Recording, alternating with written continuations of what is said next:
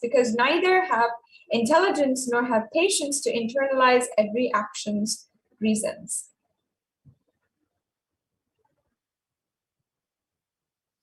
Integrity is what you need to live. Whether you are going to have joy in life or suffering in life, first you need to live. Life itself will happen to you only with integrity. And after that, you can start working for having joy and avoiding suffering. But if there's no integrity itself, when integrity is not there, your any action to have joy or to have suffering or to avoid suffering will lead to depression. Now, all of us can take this up as a homework. Sit and honestly associate every action you perform to the core of your life's mission.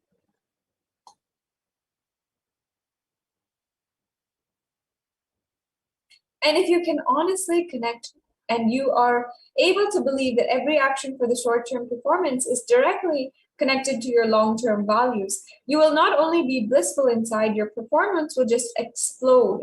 You will think, what is my short-term performance?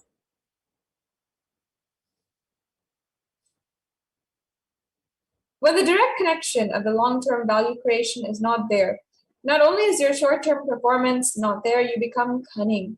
You start cheating on life. When you cheat on life, when you cheat the teacher, you lose knowledge. When you cheat the husband, you lose secured old age. When you cheat with anybody, you lose that part. And when you cheat on life, you lose life itself. Integrity is your life. The word you utter, the commitment that you make is your life. And you have to die to keep up to that. Even if you die, nothing is wrong. You will live.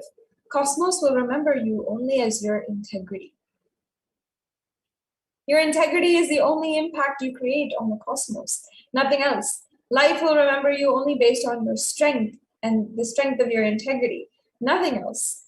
The very frequency of your life is decided only based on the strength of your integrity, nothing else. And whether your physical health, your mental, conscious, spiritual, everything is based on just that one truth, integrity.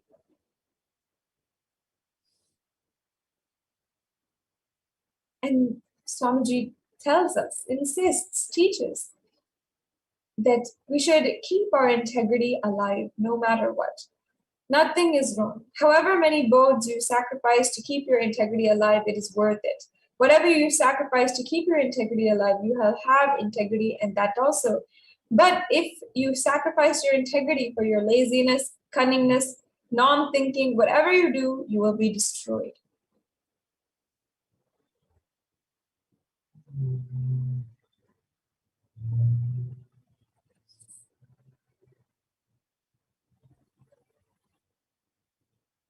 Now let us get ready to prepare ourselves for the powerful initiations by the Supreme Pontiff of Hinduism.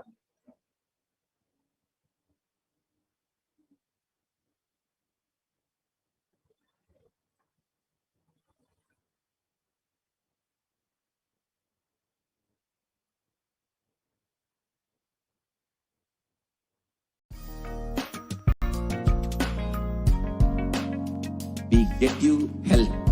We get you ability to build beautiful relationships in your life.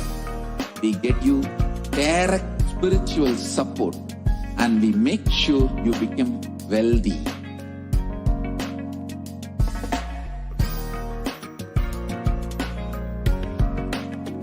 We won't stop giving you just good life.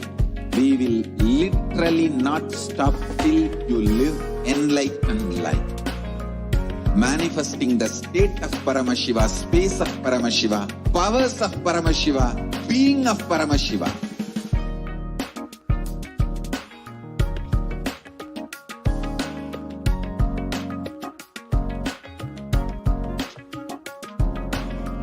Whole world should become Ekailashian.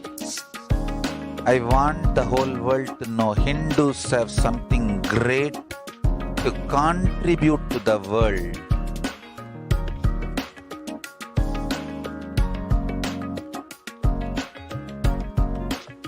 We have something great to contribute to the world. Let us do that.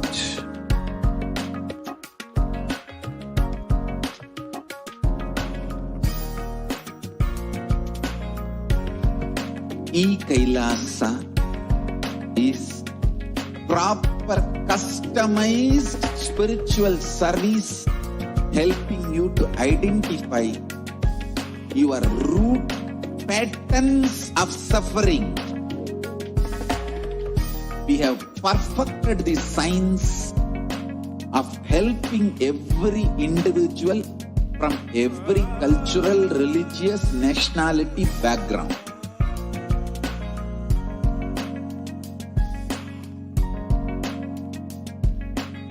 You will have lowest reactionary assumptions, highest awakened response, alive response for life continuously.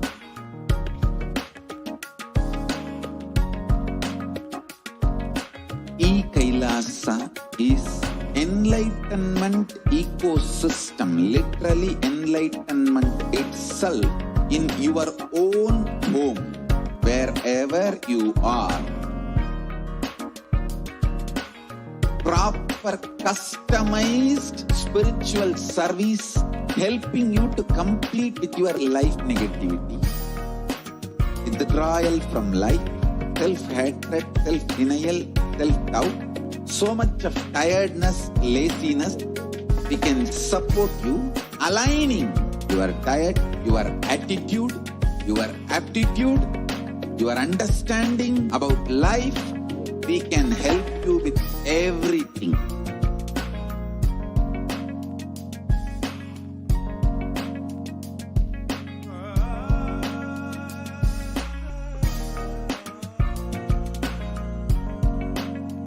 If you are interested in enlightenment, we will immediately bring this to you. If you are not interested, we will explain the whole science, inspire you and make you interested in enlightenment science. We need to cater this enlightenment science to the whole world wherever they are, because enlightenment is the birthright of all human beings. Kailasa is responsible to provide that to all human beings.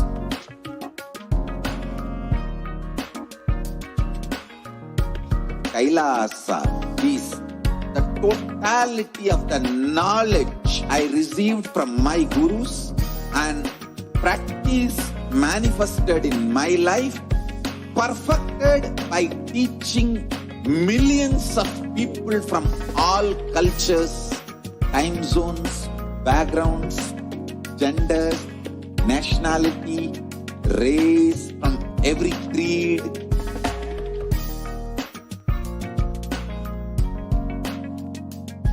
So this absolutely perfected knowledge available to you, served to you in your home without even you moving out of your couch, free of cost.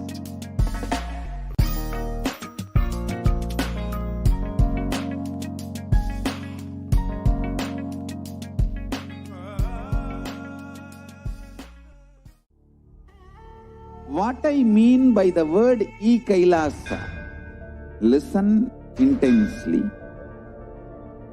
Enlightenment ecosystem, literally enlightenment itself in your own home, wherever you are.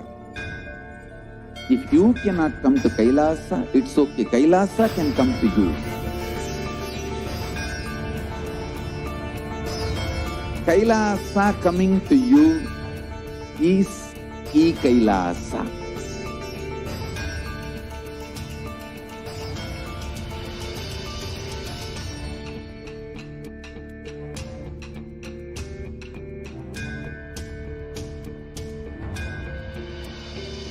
I will revive Hinduism.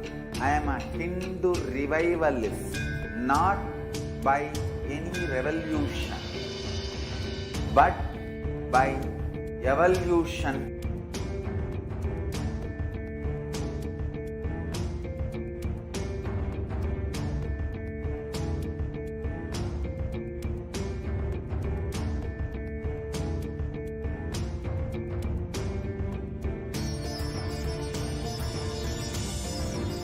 And setting model community.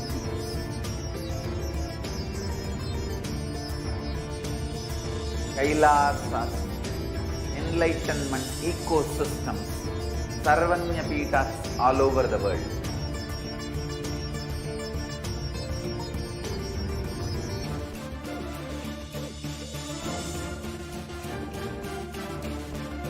All powerful cognition, knowledge, only when you live power manifestation and possibilities manifestation happens. It's a fundamental truth.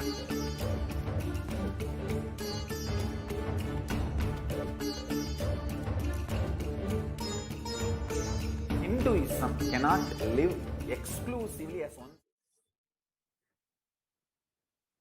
Nithyananda, welcome back to your viewers. Hope all of you are getting ready to receive the unclutching initiation. We will be blessed by the Supreme Quantum of Hinduism with the unclutching initiation shortly. So let us prepare ourselves to receive this initiation. Unclutching is the ultimate spiritual truth, the method to upgrade your consciousness, raising your inner space.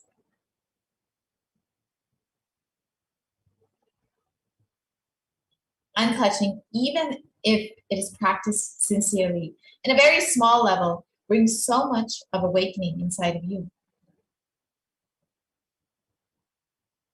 So now let us enter into a short exercise. We will just take a few minutes to pen down all of the thoughts that are coming up in our inner space without editing. Do it as an experiment. If you think no thoughts are coming, write that also. Transcribe your mind. Write down your entire mind voice. We'll just spend a few minutes doing that now.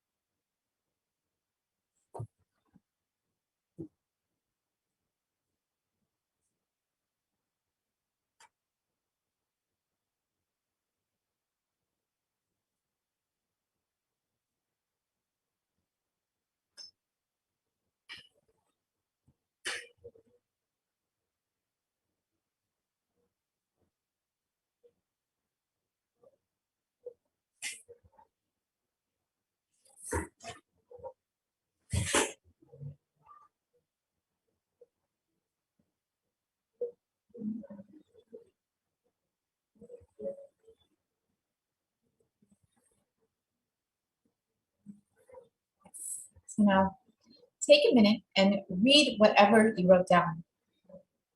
What do you realize from all of this?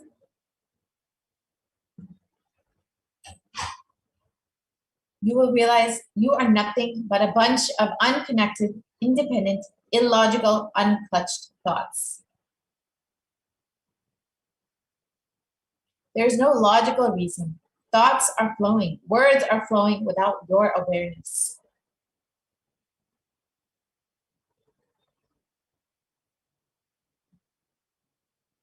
First illusion. You are not aware, but constantly we believe that we are aware.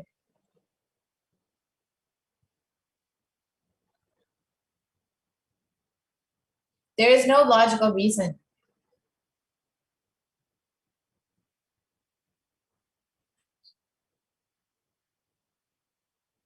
Yes. So let us understand a small example of how we are unaware of our thoughts, but we believe that we are aware.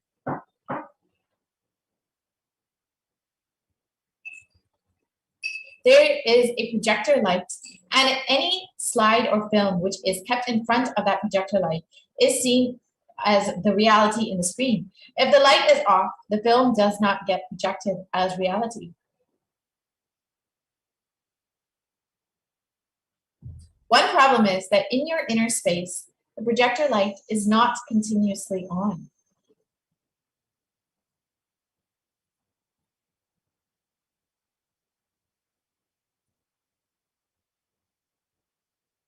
You need to understand your life is the totality of all the thoughts moving in front of you.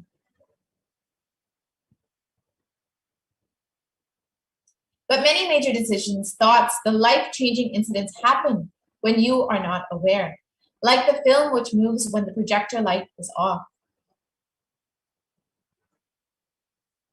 Every single moment which passes in your life without your presence is suffering.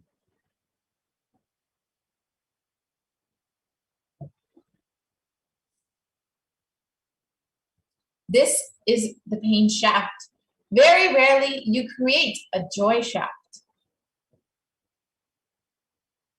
Usually you collect only all the suffering related incidents and create a shaft. Create a connecting idea and think your life is nothing but suffering. Anything you start believing, you will collect more and more experiences and arguments to strengthen that belief. Once you believe your life is a long pain shaft, you will just be waiting to pick up only the painful incidents and elongate that shaft.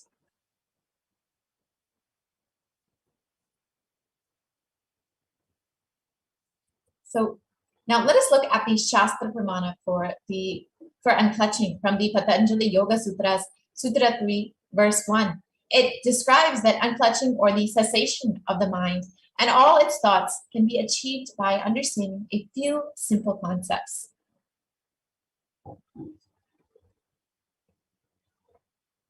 And the Apta Pramana, which is also from the Patanjali Yoga Sutras, describes interpreting based on past conditioning leads to misconceptions or wrong understandings. Unclutching is when you are not transferring the stress and load created by one thought to the other thought and carrying that load constantly.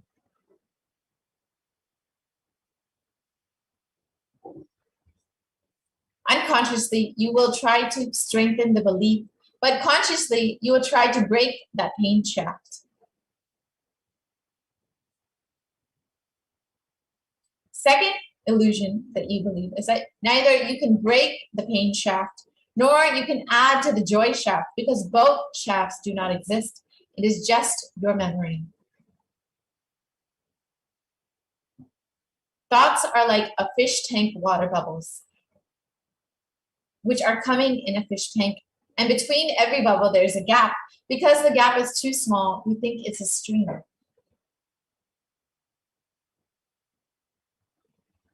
People say, last 20 years, I have knee pain.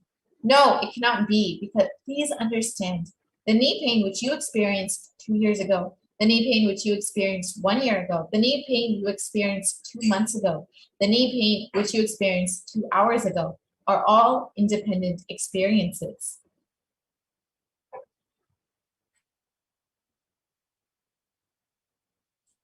Undigested past is a load. Digested past is a strength.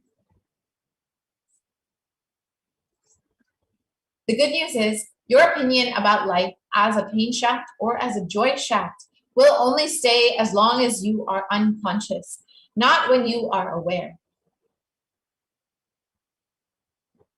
Understand, no two thoughts are responsible for other thoughts' existence or disappearance. The illogical, independent, irresponsible, unconnected, unclutched thoughts.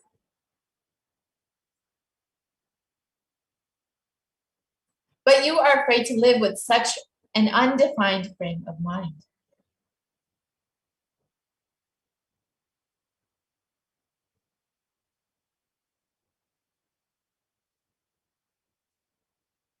All you need to do is stop clutching and making a shaft. One important truth, even if you want, you can't catch and possess your suffering. Because your suffering will also be replaced by different thoughts. Fortunately, you can only have one thought at a time. A simple thought to have a cup of coffee can replace the powerful fear of death.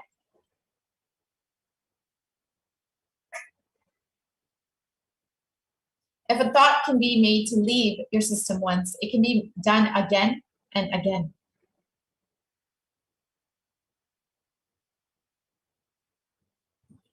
Tease your mind till it stops. If you can replace a thought 10 times, the 11th time it will not come. Frequency will come down.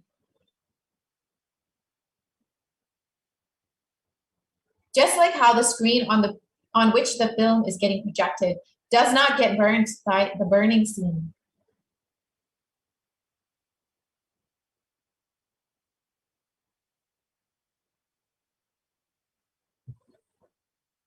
Fortunately, you have a pure inner space that does not get corrupted, polluted, possessed by the flowing of thoughts.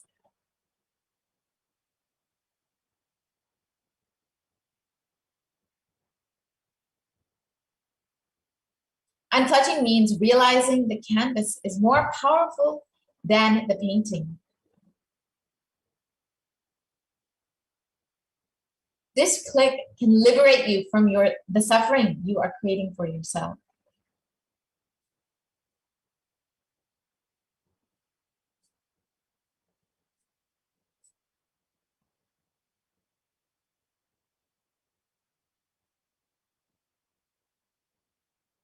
All you need to do is stop creating suffering for yourself.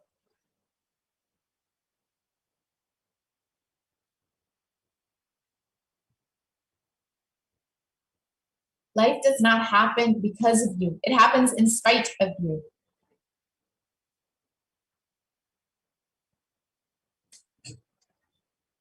If you have the power to bring a new thought, you have the power to drop the old one as well.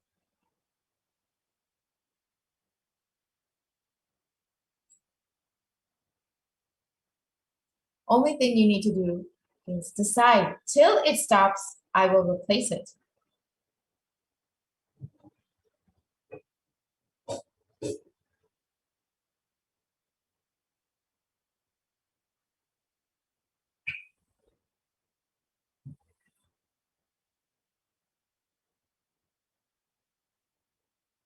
Just realize the shaft that you believe exists does not exist.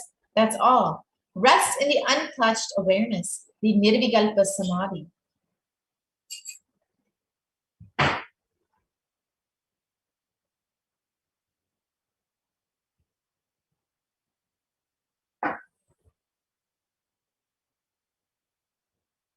So now let us understand the complete solution. Unclutching is the complete technique for you. If you have problems related to your health, well, mental health, relationships, emotions, unclutch. If you have problems related to your consciousness, again, the solution is unclutching. So now let us understand the science of unclutching as explained by the Supreme Pontiff himself.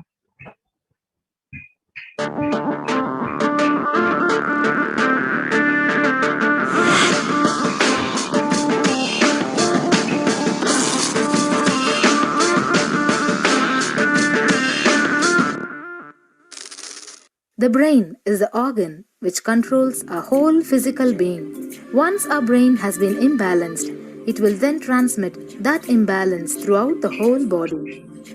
Thought forms are pure energy that have the ability to influence people and everyday events in life. According to science, our brains generate an electromagnetic field which may be measured with such instruments as an encephalograph.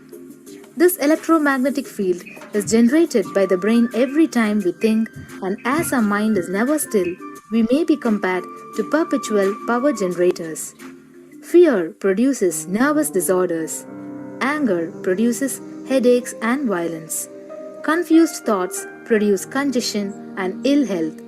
Depression causes cancer, tumors, mental diseases, and lowering of the immune system, causing death through own willpower. Our thoughts generate intricate energy patterns which can be detected by sensitive equipment and seen by clairvoyant individuals. These energy patterns are known as thought forms.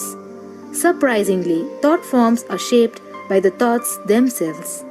Each of us creates hundreds of thought forms every hour and release them into the environment. Although we cannot see them, the thought forms have as real an existence as any other form of energy. Most people can sense others' thought forms, and a continuous energetic exchange happens between people, about which we are usually unaware. This also explains why we sometimes take a sudden liking or dislike to a certain person directly on meeting them. We just catch their vibes. Unclutching is a guide for equanimity and enlightenment. Thoughts are like bubbles in a fish tank. Just as bubbles in a fish tank rise from the bottom, our thoughts also rise in the same manner. When one bubble comes and reaches the surface of the water, the next bubble starts and the third bubble starts. Because the bubbles are rising at high speed, they look like a continuous stream. But our mind is not a continuous stream. There is always a gap between two thoughts. Like the bubbles, we also experience a neutral space between two thoughts. This neutral space between two thoughts is our original state, the pure silence. It is a state of pure consciousness, the state of God.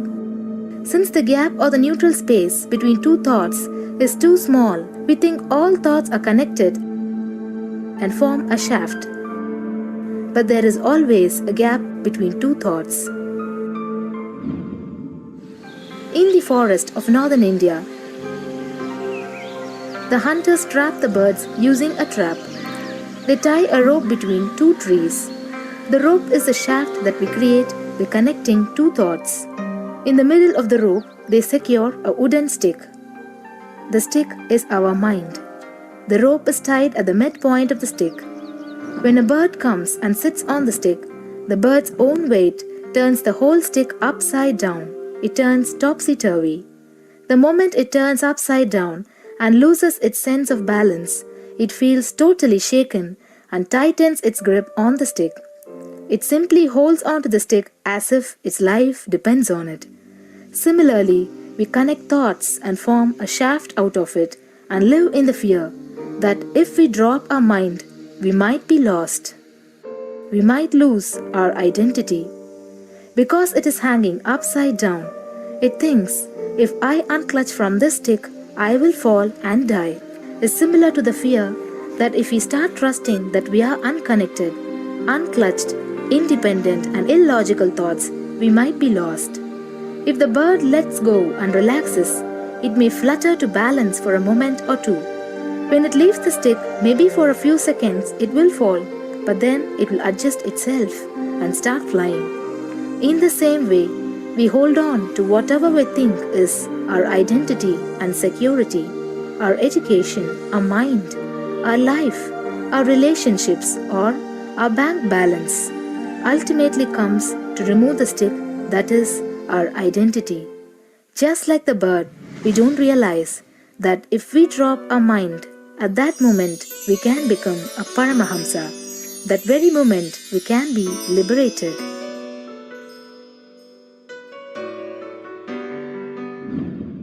In Mundaka Upanishad, there is a story which explains, there is a huge tall tree, and in the tallest branch of the tree, there is a golden bird sitting unclutched from everything in bliss, like Dakshinamurti. In the lower level branch, there is a small bird which jumps from here and there to various branches eating fruits. When it eats a bitter fruit, it feels bad. Whenever she eats the bitter fruit, she sees the bird which is looking above silently like Dakshinamurti and feels why I should not be like that bird. But unfortunately, when the same bird, when it eats tasty fruit, it forgets the bird sitting above it. In the same way, she keeps battling between branches, eating bitter and tasty fruits again and again. One day, as a small bird flies up higher and as it reaches near the golden bird, it realized that he and she are the same. There is no difference between them both and realizes her original state. The small bird realizes that she also can be in the same state of the golden bird and become a Paramahamsa. This moment, trust yourself. Don't bother about losing your identity. Just trust yourself and let go of your identity. You will immediately become a Paramahamsa and be liberated. All you need to do is to trust that you're unclutched. Dropping the conclusions you can't be transformed is unclutching.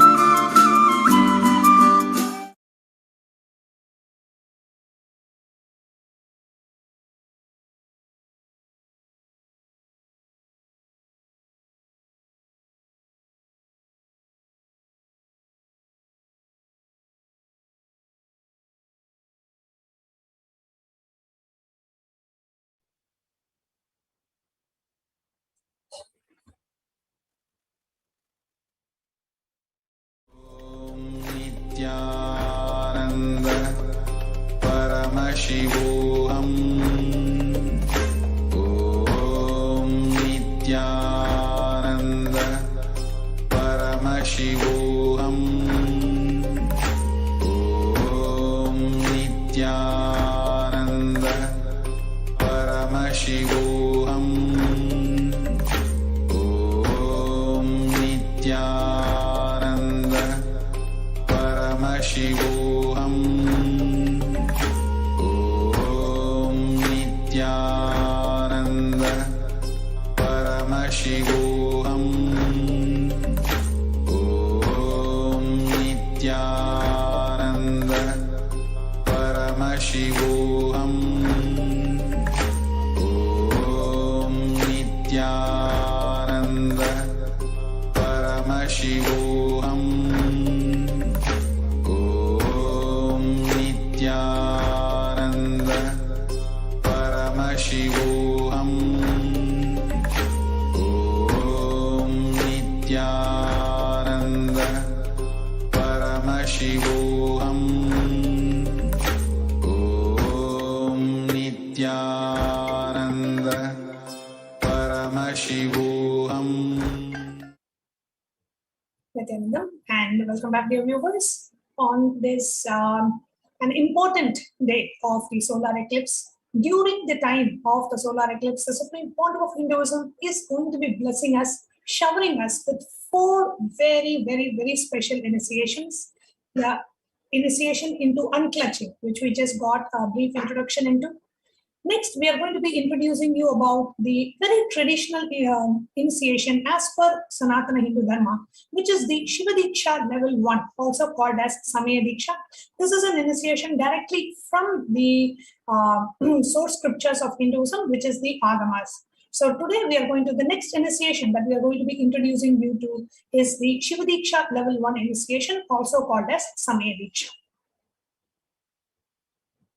So let us understand the context behind this initiation. Our inner space is like a software which decides how our life will be. Right? It is our inner software which decides whether I'm going to be happy, sad, joyful. Now, building the inner space on powerful cognitions, truths, understandings about you, the world, and life, you can become enlightened, manifest powers, and powerful cognition. So the entire game here in the life is building the rich inner space with powerful cognitions.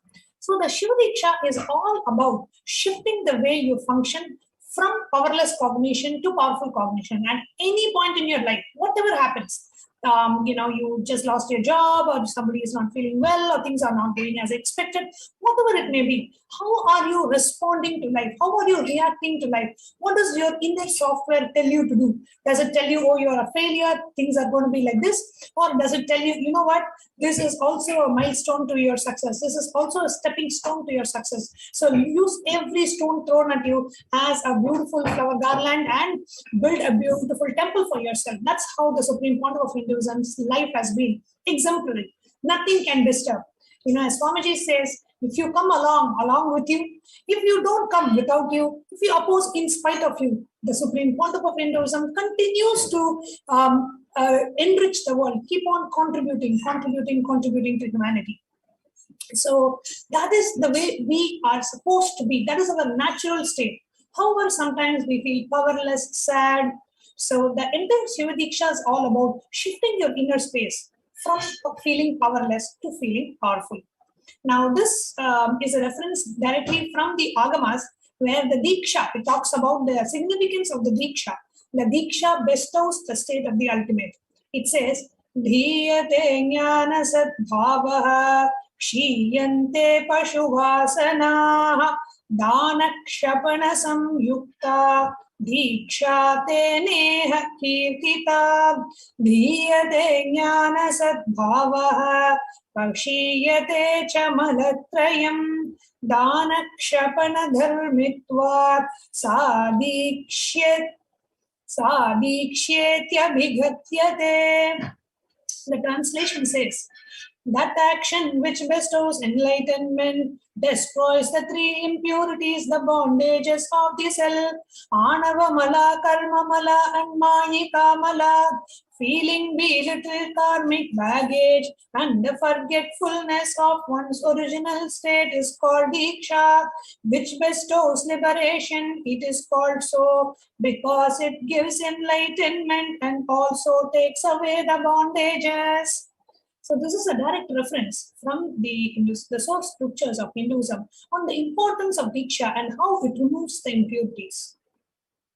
And there is also a direct reference from the Soma Sambhuk Paddhati, which is basically a manual written based on the Kamika Agama delivered by Bhagavan Paramashivoham himself. And therefore, Soma Sambhuk Paddhati is also considered the Shastra Pramana.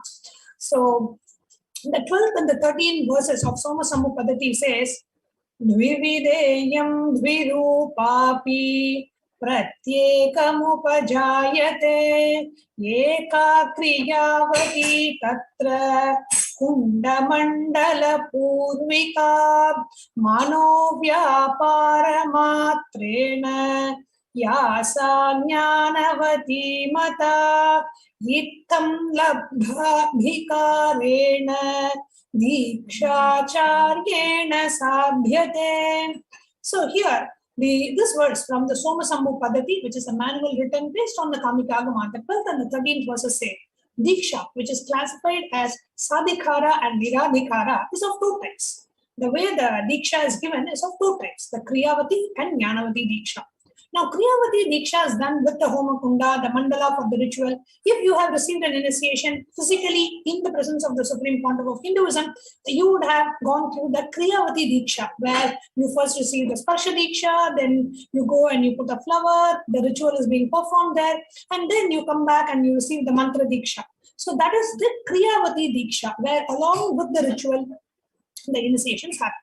Now, the Jnanavati Diksha is a process. There is one more type of initiation where it is a process wherein the process that needs to be done is done through the Guru's enlightened inner space, through the Guru's power of enlightenment, Jnana. This way, Diksha is done by the Guru who has got the power and the authority to initiate. So the Jnanavati Diksha, the Bhagavan Paramashiva tells in the Agamas that the Jnanavati Diksha can happen just with the initiation of the Guru. Just with the inner space of the Guru can just transmit that initiation. So today we are going to be receiving the Jnanavati Diksha, where the Supreme Pontiff of Hinduism is going to be just transmitting the experience of Paramashivoham into each and every one of us. And the Shiva Diksha also talks about the scriptures, Hindu scriptures talks about the importance of giving the Ignopavita. So the Shiva Diksha also starts with the Gayatri initiation, where the Supreme Pontiff initiates you into the Gayatri mantra, and all the male bodies receive the Ignopavita during the Shiva Diksha. So there is a reference in the Hindu scriptures where it tells very clearly that the the Gayatri mantra Diksha and the Ignopavita is to be given during the Shiva Diksha. That is the reference you are seeing here. It says, Dhyayadegnopavitam tu Moolamantravimantриtam Shatam Sahasram Va Bhutva Purnambhyachevena tu Evam Samaya Samskarayuto Yashisheva Pujane Home Chadhyayane Chaiva Mantranam Shravanipi cha Yogyasyaat Munayo Raudram Padam Prapnoti Manavaha. The meaning of this verse, the translation of these words, it very beautifully says how the guru, the acharya who gives the initiation, the guru should give the sacrificial thread in Yogavita, purified and energized with the recital of the Mula Mantra to the disciple and make the disciple wear the Yogavita. Having offered the oblations for 1,000 or 100 times with the recital of the Mula Mantra, the guru should offer the consummate oblation with the same Mula Mantra. The disciple who has been given the preparatory initiation, which is the Shiva Diksha level 1 or the Samaya Diksha, in this way becomes qualified to perform the personal worship to Shiva, to render assistance to the performance of the ritual, becomes competent for the systematic study of the scriptures, becomes qualified to the listening of the recital of the mantras. O sages, such a disciple attains the position of Rudra. So the entire Shiva Diksha is all about shifting your inner space from powerless cognitions to powerful cognitions. And this is a direct initiation mentioned by Paramashiva himself in the Agamas. And today we are all so blessed that we are receiving this initiation from Paramashiva himself.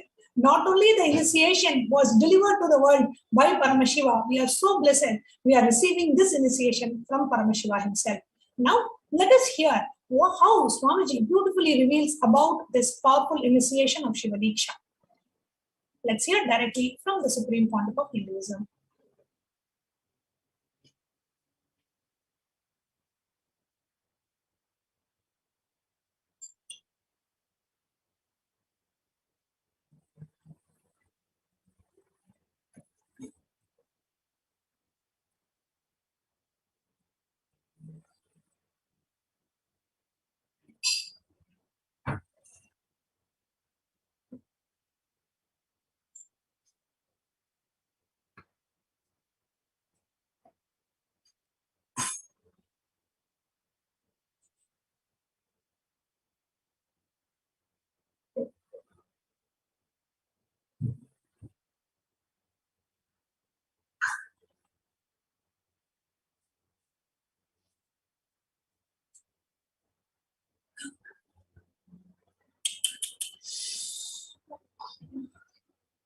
Om Nithyananda Paramashivoham. Om Nithyananda Paramashivoham. Om Nithyananda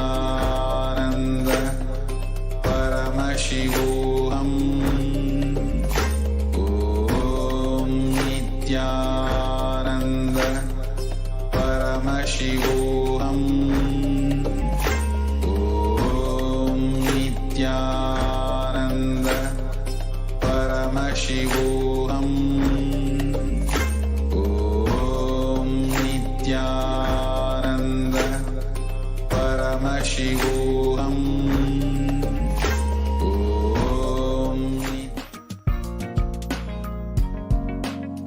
We get you health.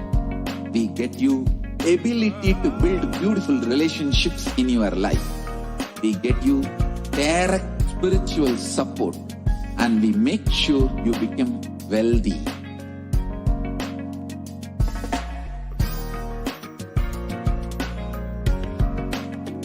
We won't stop giving you just good life.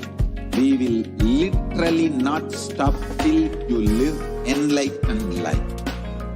Manifesting the state of Paramashiva, space of Paramashiva, powers of Paramashiva, being of Paramashiva.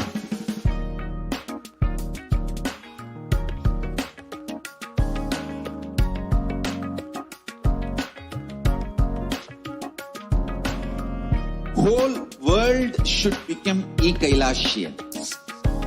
I want the whole world to know Hindus have something great to contribute to the world.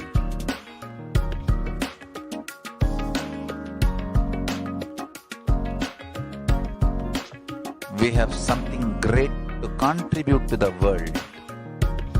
Let us do that.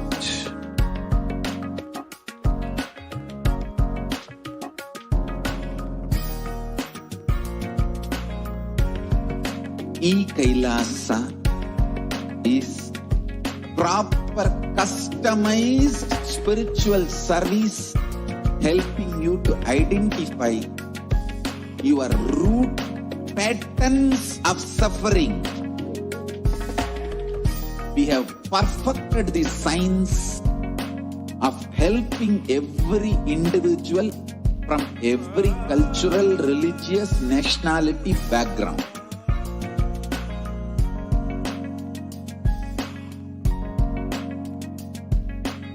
You will have lowest reactionary assumptions, highest awakened response, alive response for life continuously.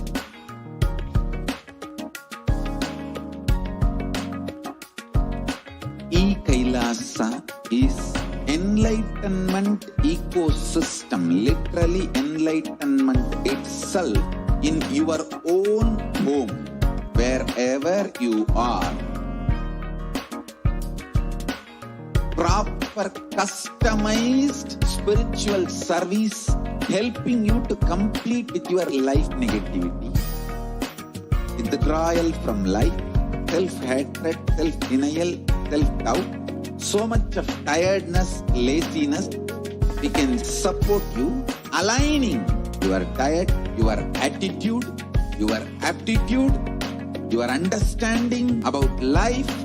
We can help you with everything.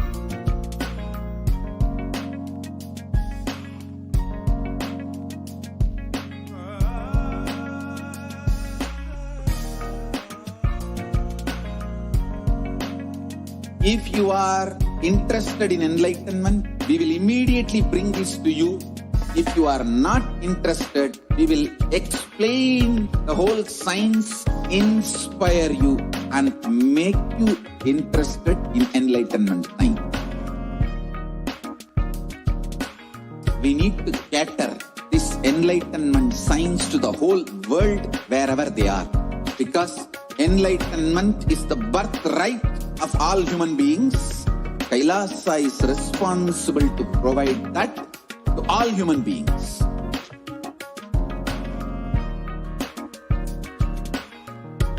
Kailasa is the totality of the knowledge I received from my gurus and practice manifested in my life, perfected by teaching millions of people from all cultures, time zones, backgrounds, genders, nationality, race, from every creed.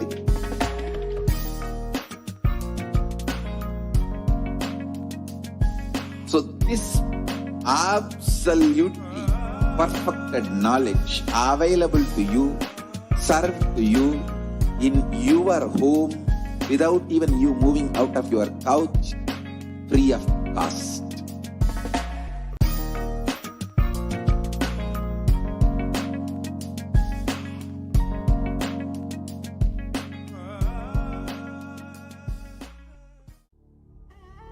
What I mean by the word E-Kailasa, listen intensely. Enlightenment ecosystem, literally enlightenment itself in your own home, wherever you are. If you cannot come to Kailasa, it's okay. Kailasa can come to you. Kailasa coming to you is E-Kailasa.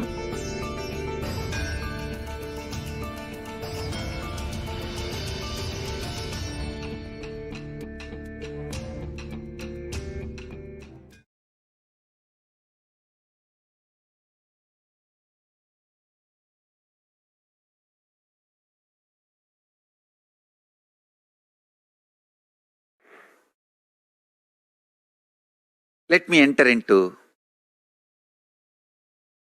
Sivadiksha.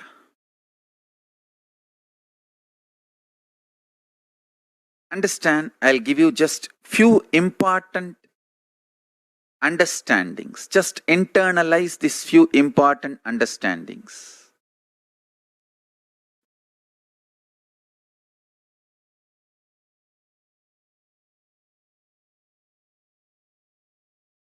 Our inner software, you call it mind, you call it intelligence, you call it any name you use. In Sanskrit, we use the word mana, chitta, buddhi, ahankara. All these words put together, I call it as inner software. Please understand. The inner software you carry functions based on certain patterns and cognitions and understandings. That inner software can be binding you, torturing you, harassing you, abusing you more and more if it functions based on wrong content, wrong cognitions, powerless cognitions, abusive cognitions.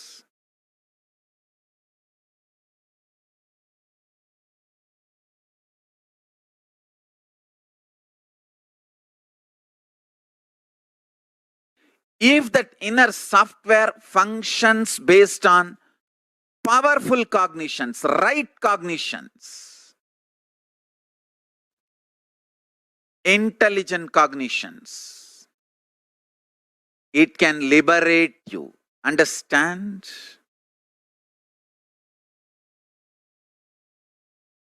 The inner software you are carrying, if that software functions on the right programming, powerful cognitions, it can liberate you and make you manifest powers and make you enlighten. If that inner software functions based on wrong cognitions, powerless cognitions, powerless content, understandings, ideas about you, about world, about God, about you, about world, about God, Jiva, you, self, Jagat, world, Ishvara, God. About all these three, the cognitions you have, the cognitions, conclusions you have about life, this all forms the core content for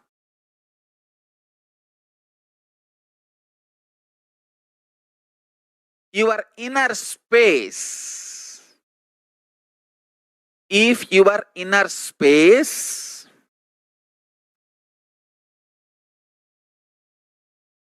functions out of powerless thought currents, ideas, cognitions, it can suffocate you, it can torture you, it can destroy you, it can make you powerless, it can do anything. If your inner space starts functioning with a powerful cognitions, right understandings about self, world and God, not only you can become enlightened, you can start manifesting powers. Understand?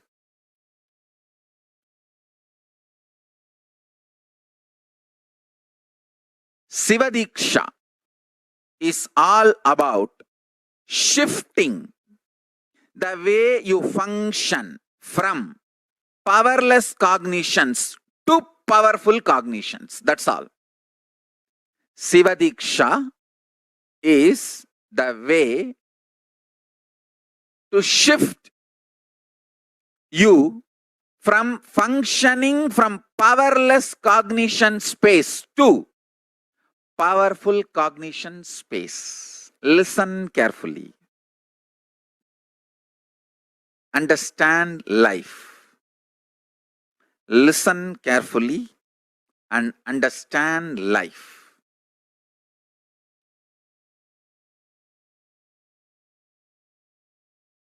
I will repeat. First,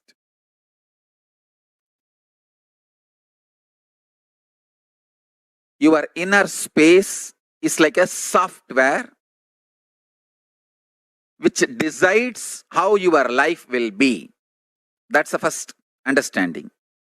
Second, if the inner space is filled with powerless cognitions, powerless, suffocating,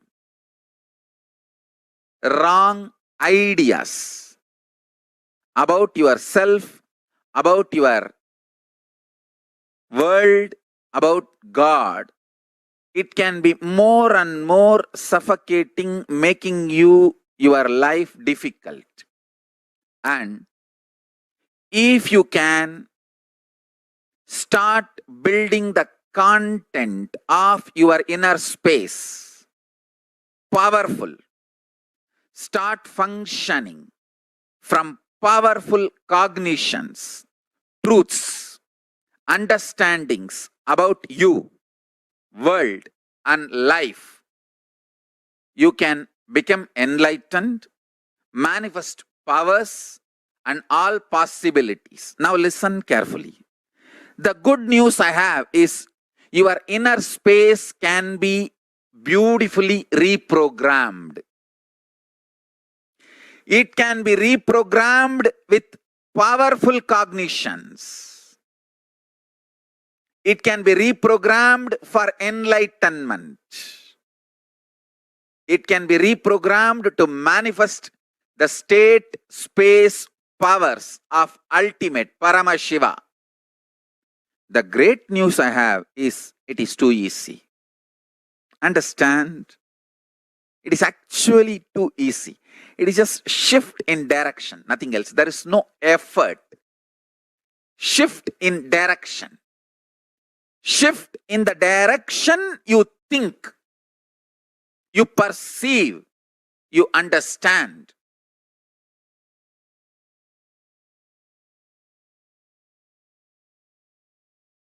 Shiva Diksha is all about giving you that shift.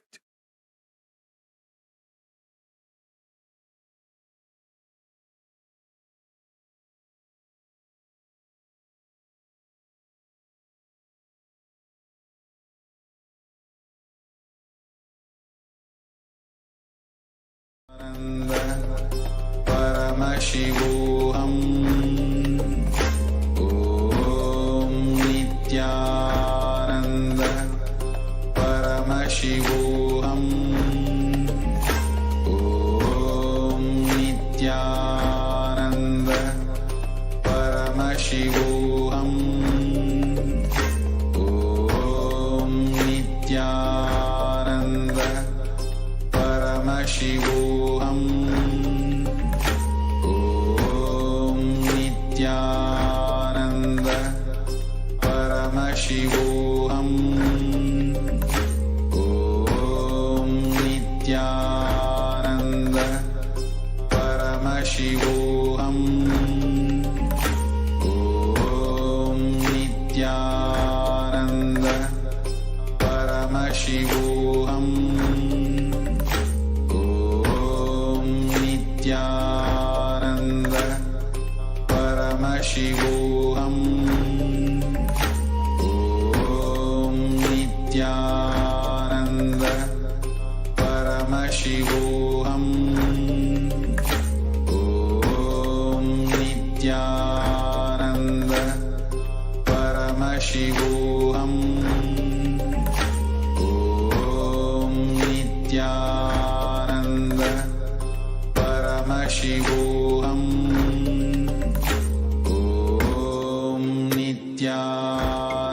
Paramashiva. We get you health.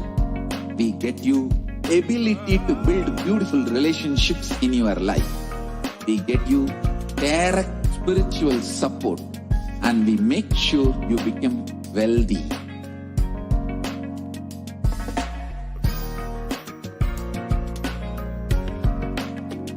We won't stop giving you just good life. We will literally not stop till you live enlightened life. Manifesting the state of Paramashiva, space of Paramashiva, powers of Paramashiva, being of Paramashiva.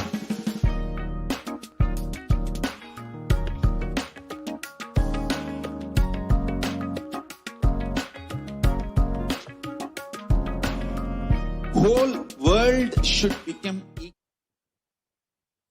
Welcome back, dear viewers. So we just heard how the Supreme Pontiff of Hinduism, our beloved Swamiji, explained about the context of Shiva Diksha.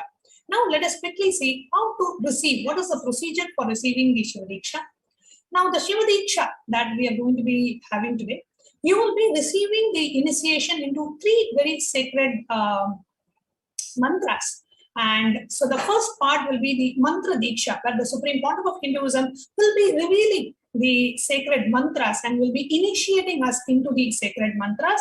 Then we have the Jnanavati Diksha, where just from the space, the state space and the powers and the being of Paramashiva, the Supreme Pontiff will be transmitting that experience of Paramashivoham into each and every one of us. And parallelly, the Kriyavati Diksha is also happening as we are doing the rituals as per the Agamas in the HDH Nithyananda Paramashivam in Bengaluru for on behalf of all the Shiva Diksha level 1 initiates today.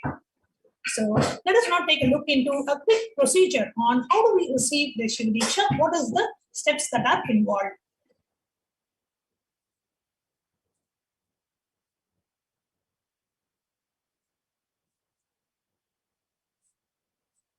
An initiation empowered Marignana Sambandha to learn the Vedas and Agamas at the age of 7, who is the author of the Shaiva Samaya Neri, the code of the Shaivite religion. Now, guided by this great spiritual scientist, Marignana Sambandha received Shiva Diksha at the age of 7. Subsequently, he started understanding the Vedas and Agamas and went on to be the third guru of the world of the philosophy of Shaiva Siddhanta, the most sacred tradition of Lord Paramashiva, contributed through invaluable books that symbolized the rituals as found in the various Shaiva Agamas. So the very initiation can awaken that knowledge which is deep-rooted in us, and with especially with the initiation from the Supreme Pontiff of Hinduism, literally Swamiji is transmitting that experience of Paramashivoham into us and awakening that experience, giving us a glimpse of that experience.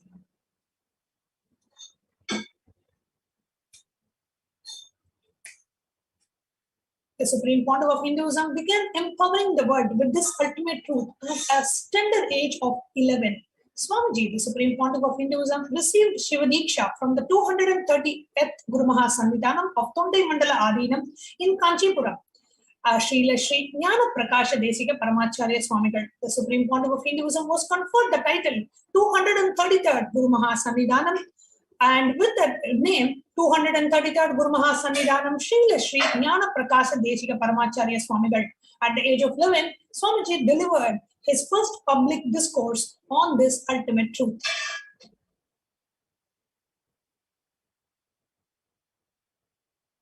There you can see the picture of Swamiji at the age of 11. So how do we receive the Shiva Diksha? Now, once Swamiji has given the initiation, after today's initiation, all the Shiva Diksha level 1 initiates, if you are receiving the Diksha for the very first time today, then you are expected to draw this mandala in your home. And you will actually see the white cloth. You have to spread a white cloth and draw this mandala. The instructions on how to draw this mandala has been sent out in an email to all of you. It is basically made with plain rice. A white rice and white rice mixed with kumkum, you get red color. White rice mixed with turmeric, you get the yellow color. And white rice mixed with the carbon soot, which is the deposits from like a lamp or a candle. You keep a vessel, that vessel, the lamp, deposits like a carbon. So you just mix rice with that carbon deposit with a little bit of oil to get the black color. So you create this Sadashiva mandala, which should be made on a white cloth. So nicely draw 4 Shivalingas and the center circle. The next slide. So the participants are to offer the flower. So what you have to do is you have to draw the mandala. You have to take a flower, stand in front of the white Shivalinga, and you are expected to drop the flower.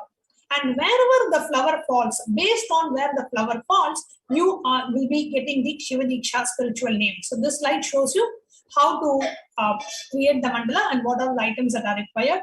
And if you have not received the email or if you do not know how to do it, you can always rewind this YouTube video and freeze it at this frame, and you can prepare the Sadashiva mandala. In the interest of time, we will be moving forward. The next slide. Next slide. So here it also gives the directions of how to prepare, how to make the Sadashiva mandala.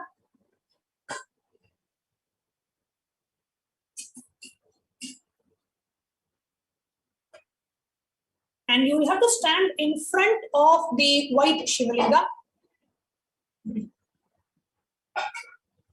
And you have to drop the flower. We will be showing in the next picture. So draw a Om symbol in front of the Sadashiva mandala. You will stand on the Om symbol, take a flower in your hand and drop it from the top. Do not choose and put, just drop it. See where the flower falls, either on the white, red, yellow, black, or in the center circle. Now, based on where the flower falls, we can move to the next slide. Based on where the flower falls, you will be receiving a Shiva Diksha spiritual name. So here is how you will be standing and you will be offering the flower on the Sadashiva mandala. Next slide.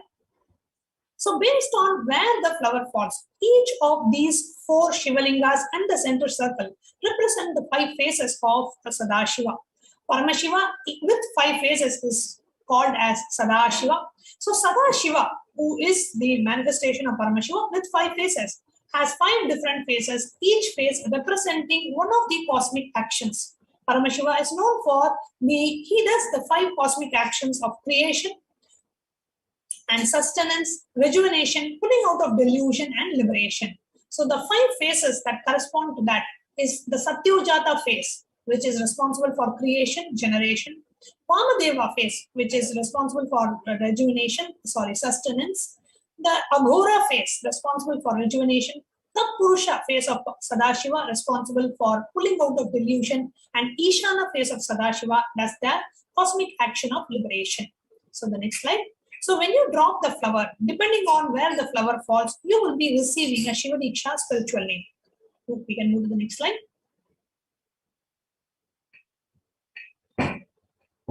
Okay, so now let's take a look at this slide. Based on where the flower falls, let us say your name is Padmini and the flower falls on the red color Shivalinga, then Padmini will have a spiritual name, Padmini Vamadeva Shiva Shakti.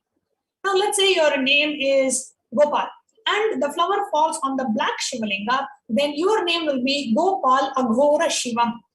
All the male initiates will receive the name ending with Shivam. All the female initiates will receive the name ending with Shiva Shakti. So here is a spiritual name chart. So draw the mandala, take a flower, drop it from the top, see where the flower falls, and you can receive the Shiva Diksha spiritual name this way. The next slide. So here it says how to find your spiritual name. So male and female, based on in which phase the flower falls, you will be receiving that specific spiritual name. And each name is associated with one of the 5 cosmic actions of Paramashiva: creation, sustenance, rejuvenation, pulling out of delusion, and liberation.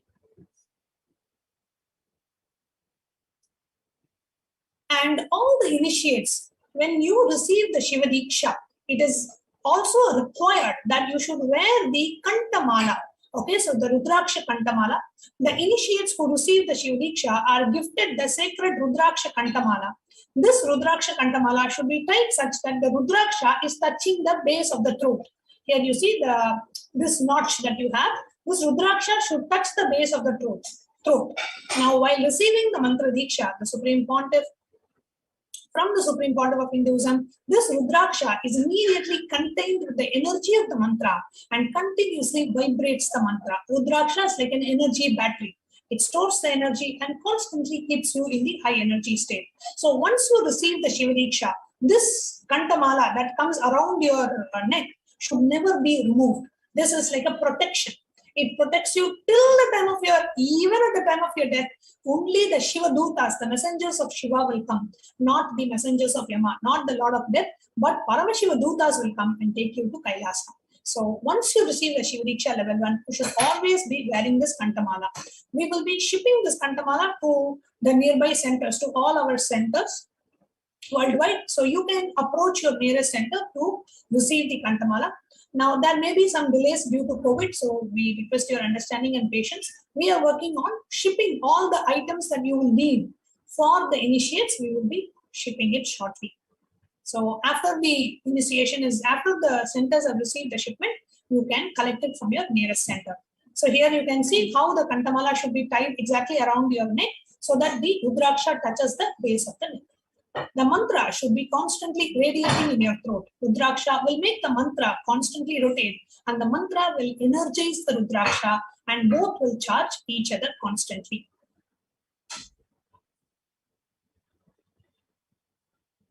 Now, where is the Yajnopavita? Now, all the male initiates to wear the energized sacred thread on themselves from the left shoulder and below the right arm. So, the Yajnopavita, like how Swamiji is putting, comes on the left shoulder of the male and comes under the right arm. Only the male initiates will receive the Yajnopavita for the Shiva Diksha level 1. All the female initiates will be receiving it during Shiva Diksha level 2. So, Yajnopavita consists of 9 strands that signify the awakening of the 9 strands of DNA that are awakened in us during the Gayatri initiation. So, the Yajnopavita should be on your body at all times. Do not remove it. Even when you're taking bath, the sacred thread can always be on your body. Now, what are the things? There are some kind of a do's and don'ts that you should observe once for all the Shiva Diksha initiates according to the Agama. So it says, never abuse Lord Paramashiva, the source of the cosmos. So once you receive the Shiva Diksha, you commit that I will never abuse Paramashiva. I will never abuse the words of Paramashiva, which are the Vedas and the Agamas. You will never abuse the Guru from whom you received the initiation. Fourth, you will never abuse the sadhakas, means the seekers on the path. 5. You will never cross the shadow of the Shivalinga. Anywhere, you will never cross the shadow. And you will not eat the food kept aside to be offered for Chandikeshwara. Chandikeshwara is considered the accountant of Paramashiva. Never anything offered to the food offered to Chandikeshwara should not be partaken. Typically, the food that you offer to Paramashiva, you will take as Naivedyam offering, but just for the deity of Chandikeshwara, the food offered should not be partaken. You will never cross the flowers or the food kept aside for Chandikeshwara or offered to Chandikeshwara or offered to Lord Shiva. You will never cross. If any flower garland or flowers are kept, you will never cross that. And you will remove the Kantamala, you will never remove the Kantamala or the Yajnopavita from your body. The Kantamala and the Yajnopavita for the male and the Kantamala for both the male and the female should never be removed. It is literally like a protection. I have seen hundreds of cases and situations where the people who had the Kantamala around their neck got protected from such unexpected, like, there's some car accident or there's some unexpected health issue, anything. This Kantamala protects like anything. So never remove the Kantamala at any cost. Always have it on your neck at all times. This literally you will see Swamiji protecting you. Now, according to the Hindu scriptures, it always says whenever you receive an initiation, always offer the Guru Dakshina. So it highly recommends, Paramashiva himself recommends in the Hindu scriptures, in the Agamas, that a disciple, it is the Lakshana of the disciple, it is highly recommended for a disciple to offer the Guru Dakshina when receiving the initiation or when approaching the Guru for the initiation. Now let us understand what is Guru Dakshina. Now, Dakshina is a sacred offering made by the disciple onto a Guru as a mark of deep gratitude for happening in our life and choosing us to bestow the auspicious Paramashivatva in us. It is an extremely sacred offering. Now, for the purpose of achieving good health, well-being, success, and spiritual evolution in all dimensions of life, and for the humanity to raise itself, Paramashiva embodies himself in a human form and descends on the planet as a guru. Paramashiva himself comes down as a guru to raise humanity.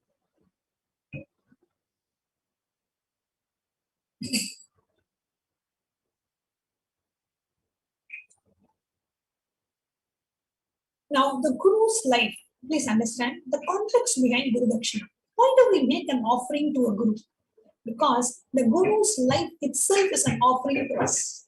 For the one who has offered his entire life to us, offering our deepest gratitude to that being who has offered himself to us is Guru Dakshina. Dakshina is the sacred offering made by the disciple onto the Guru as a mark of deep gratitude for happening in our lives. So out of your deepest gratitude to the Guru, you offer the Guru Dakshina. Now, when we make any offering to Paramashiva incarnate Guru, he showers multifold back to us. In reality, so Guru Dakshina, which is an offering to the Guru, is therefore an offering we do to ourselves. In reality, it is not Guru Dakshina, it is an offering to ourselves. Because whatever we give, the Guru showers us back. So it's nothing but we are not giving anything, we are only receiving multifold. And the tradition also, it is actually in the Hindu scriptures itself. We can move on to the next slide.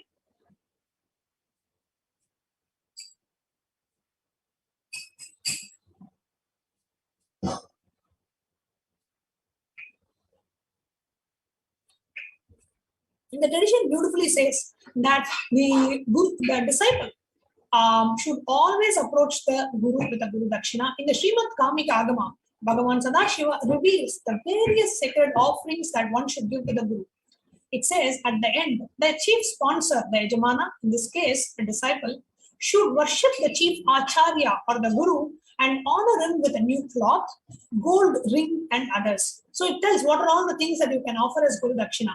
Like you can offer a new cloth, a gold ring, and others. The worthy materials used in this yajna, such as a golden cloth and others, should be dedicated to the Acharya.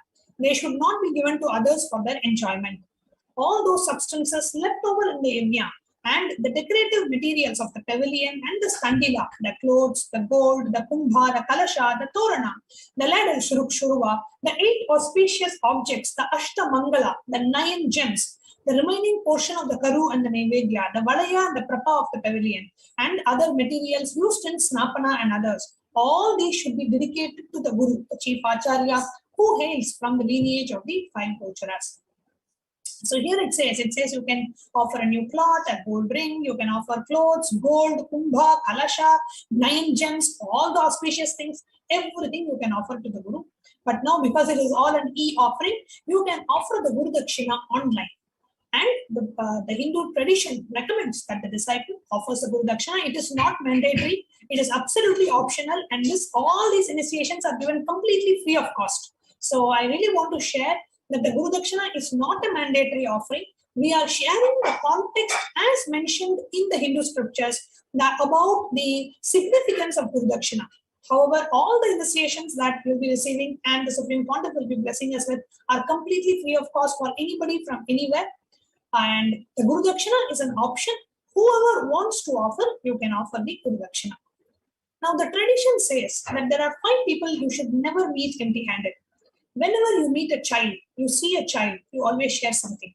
A pregnant woman who's carrying one more life in her, when you see her, you always share something. Third is a beggar, is in the street or anywhere in the person who is in need, a poor person who feel like giving something. The fourth is a sadhu, a sannyasi. When you see a sannyasi, always you should share something. And the fifth person, you should never go empty-handed. You should always give something as your guru. Whenever you approach a guru, always go with something in your hand. The next slide. So whoever would like to receive the Shiva Diksha, we request you to please complete the form, which is tinyurl.com/PSM2 Shiva Diksha. So this is for all the Shiva Diksha if you're receiving it for the first time, or if you're receiving it like you've already received it and you're going to be sitting for the initiation today, all of you can fill this form. Please note down the URL, tinyurl.com/PSM2 Shivadiksha. And this form has both the level 1 and level 2 details in it. So you can fill both together if you know about them. If not, you can wait till I finish the introduction to level 2 and then you can fill this form. Please note down the form. Even if you have received the initiation earlier, but you are going to be sitting for the initiation today, please go ahead and fill this form. Because only the people who have filled the form will be receiving those initiations. Because some initiations require some lifestyle changes. So only the people who say that, yes, I want to receive this initiation will be receiving the initiation. Now, if you are sitting and watching it via YouTube or Facebook, you did not fill this form, but you are sitting for the Shivadiksha level 1 or level 2 initiation, means you are not initiated. Because only the people who fill the form and give a conscious consent that, yes, I would like to receive the initiation, will be receiving the benefit of the initiation. So it is important and mandatory that each and every one of you, even if you have received the Shivadiksha earlier, but you are sitting for the session now, you are expected to fill this form. We can move on to the next slide. Now let us understand what is Vishesha Diksha, which is a Shivadiksha level 2. Vishesha Diksha is the second level initiation that bestows the right to offer the prayer and gratitude through personal puja to Guru, Guru Paduka and Paramashiva, which is the Atmalinga.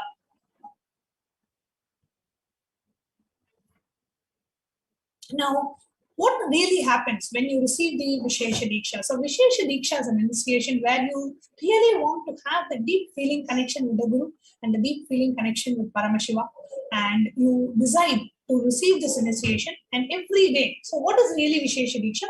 You decide to have the right, you are given the right to offer the puja and the worship to Paramashiva and Guru. Where whatever you share with Paramashiva during the puja every day, Paramashiva listens to you, he listens to you, and the Supreme Pontiff says, I am responsible for it. It is like you are empowered to do everyday worship. You are empowered to connect with the Guru, empowered to connect with Paramashiva and share whatever you feel, and you will literally see the answers coming to you every day. Next slide. Now, Vishesha Diksha is giving you a superconscious breakthrough where the Guru removes all the old light, the inner space from the disciple, and replaces it with the Paramashiva's consciousness, the Shivatma, from his Anandaganda into the disciple getting initiated. So it's a very powerful initiation where literally the Paramashiva, the consciousness of Paramashiva is installed into you. Literally a new consciousness gets installed into you. That is why Vishesha Diksha, you are called Dvija. You are a newborn. You are not the old person that you knew about you anymore. You are a completely new person. And Eva Anderson in YouTube live chat is asking for a link. So you can, I request any of the volunteers who are watching this, please go ahead and put the link, tinyurl.com/PSM2 Shivadiksha, to put the link in the YouTube chat so that the participants can fill the form. Okay.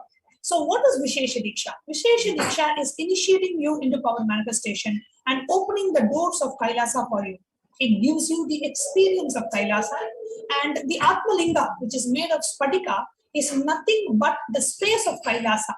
Is just made into the physical matter, and it is given to you as the Atmalinga. So Atmalinga is a Spatika, which is the ice which has carbonated over thousands of years, becomes Spatika, and that Spatika is made into the Atmalinga. Now receive Vishesha Diksha to live a stress-free life, living a life of power manifestation, having a direct access to Kailasa, and a personal connection with Paramashiva. For all of these, if you really feel like, yes, this is how I want to live, then Vishesha Diksha is the solution for you. Because every day, when you do the Paramashiva Puja and the Guru Puja, you will actually literally feel the deep feeling connection with the Guru and the deep feeling connection with Paramashiva himself. Now, receiving the Atmalinga and doing the puja every day is literally awakening your consciousness, connecting yourself with Paramashiva. Every day, connecting with Paramashiva is such ultimate. Puja is a time-tested, foolproof, ultimate, stress-busting methodology. Okay, so Nitya Priya Premananda is asking, can the admin please share the link to the Guru Dakshina? So I request the volunteers, if you're watching this, please share the link to offer the Guru Dakshina in the chat. In the YouTube live chat, we have participants asking to offer the Guru Dakshina. So I request our causing team or some of the volunteers who are watching this to please share the link, so it is easy for our viewers to offer the Guru Dakshina. Now, every day connecting with Paramashiva is ultimate. Puja is a time-tested, foolproof, ultimate stress-busting methodology. And if any of you are watching this, if you have any questions, you can post in the YouTube live chat and we can immediately attend to it. Vishesha Diksha and everyday puja gives you a life of bliss, ecstasy, powerfulness, life of oneness, and ultimately gives you the experience of Paramashivoham. Vishesha Diksha is extremely special and you should never miss it. The Vishesha Diksha directly opens your personal connection with Paramashiva and the Kailasa space. You get initiated into the power manifestation science. You have a personal, intimate connection, version of Paramashiva, Atmalinga for yourself. Atmalinga is nothing but Paramashiva programmed for you, programmed to respond to you, connect with you, and you will receive unimaginable benefits. Health, spiritual, everything starts with the Vishesha Diksha initiation. So do not miss receiving the Vishesha Diksha.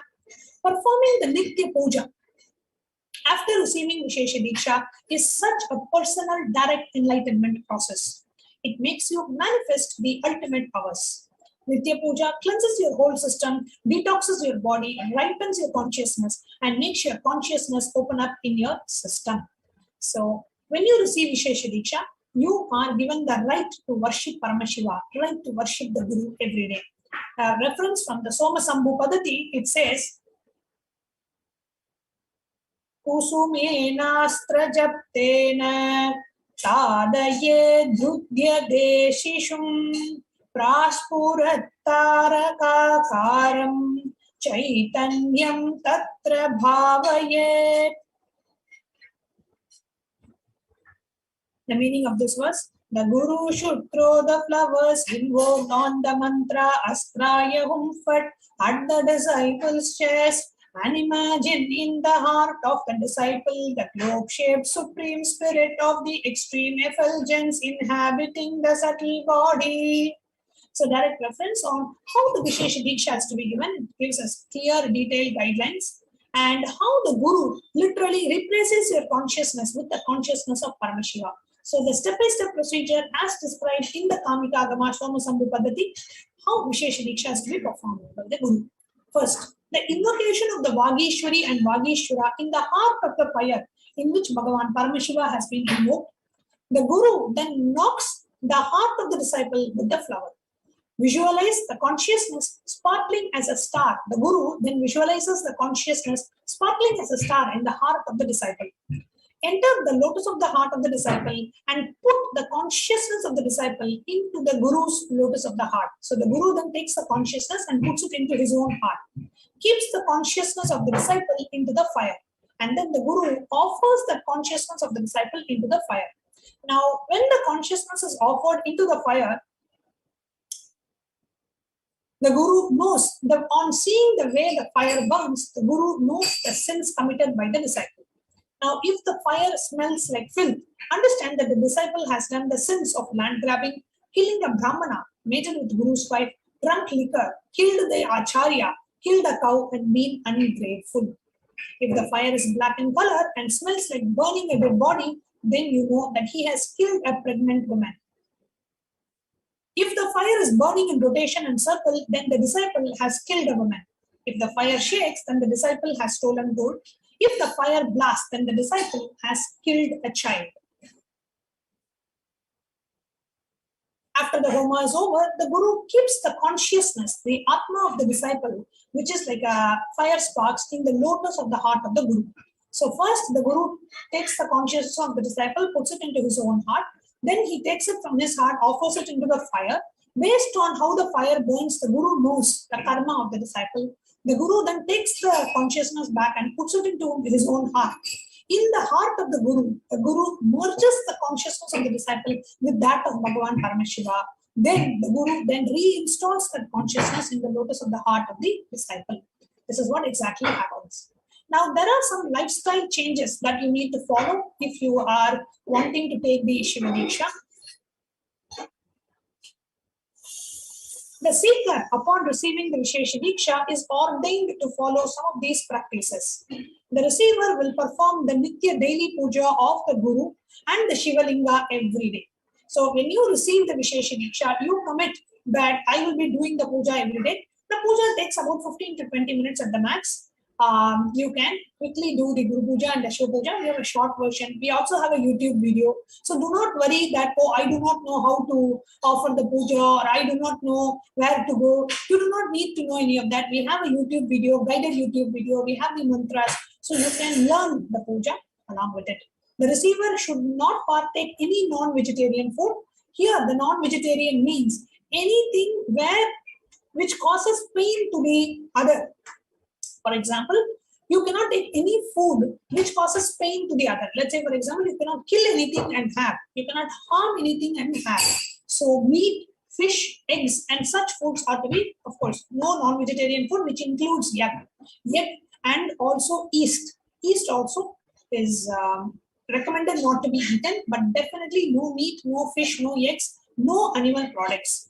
The receiver shall not engage in any of the activities of himsa or violence of any lives, including self, not even violence against yourself. The next slide. Offer the puja to Paramashiva and Guru every day. Takes only 15 to 20 minutes. If you are sick and if you are traveling and you miss the puja one day, the next day you do the puja 2 times.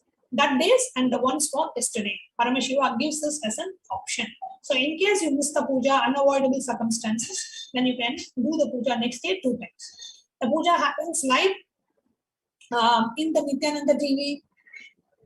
And the puja is also available on YouTube. It's an 18 minutes video, and you can do the puja along with the video. So that is a video title called the Nitya Puja, Pada Puja and Shiva Puja, the short version, which was uploaded in the 2020 Jan. So you can use that and you can play the video along with it. Now, please ensure you maintain the vegetarian diet. No animal meat, no fish, no egg, no mushrooms. Yes, mushroom is also considered non-vegetarian because it has the ability to store the pain. When you cut the mushroom, the plant has the ability to store the pain in the muscle, in the plant itself. So mushroom should not be partaken. Mushroom is also considered non-vegetarian. You are allowed to have vegetarian food. There is no restriction on onion, garlic. As far as the Vishesha Diksha is concerned, see, in the monastery, in the Adinam, in all our Adinams worldwide, we do not use onion, garlic, or green chili, but that's for a different reason. As far as the Vishesha Diksha is concerned, there is no restriction on onion, garlic, and green chili or dairy products. There is no specific mention of smoking or drinking with respect to Vishesha Diksha. See, Paramashiva has not specifically mentioned anything about smoking or drinking, so we are not saying anything. Whether you drink or smoke, there are no restrictions on that. Now, if by mistake you eat without realizing, let's say you eat a cake, somebody told you it doesn't have egg, but after you eat, you realize that, oh God, it has egg, then immediately take the Haritaki powder and flush that out of your system. Detoxify your body by immediately taking the Haritaki powder. Now, what are the Vishesha Diksha's do's and don'ts? An initiated disciple should not abuse Lord Paramashiva, who is the source of the cosmos. He should not abuse the Shastras revealed by Paramashiva. A disciple should not abuse the Guru, the Acharya, and the Shiva Sadhakas, the Shaiva Sadhaka seekers. He should not cross the shadow of the Shivalinga. He should not eat the food offered to Chandikeshwara, who is an accountant of Kailasa. He should not cross the garlands offered to Chandikeshwara. He should not abuse the person who has received the Shiva Diksha. Anybody who has received Shiva Diksha, you should not abuse them. Till the last breath, you should do Guru Puja and Shiva Puja. Continue to do the puja every day.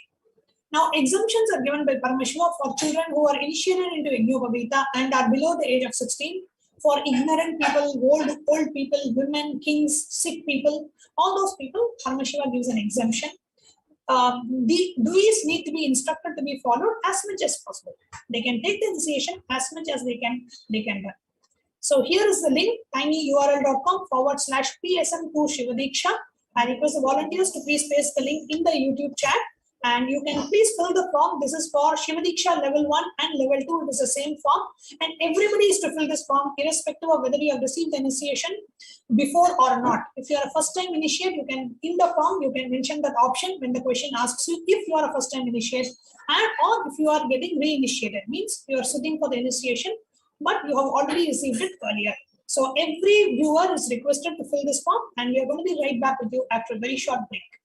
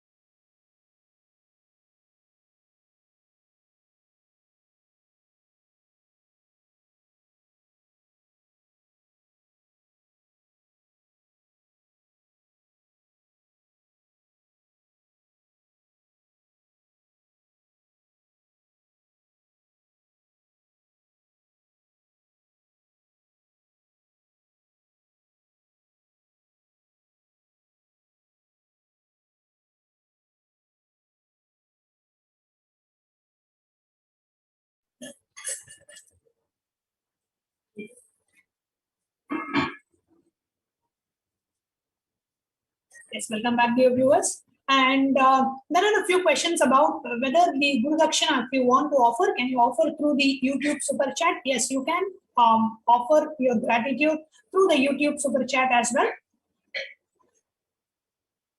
In the YouTube, we have the super chat and the super sticker options. And there is a question if we can offer our gratitude towards that. So yes, you can. So now let's enter into the next, the final and the fourth initiation that we will be receiving today, which is the healer's initiation. So what is the healer's initiation? What is the context behind the healer's initiation? Let us take a look.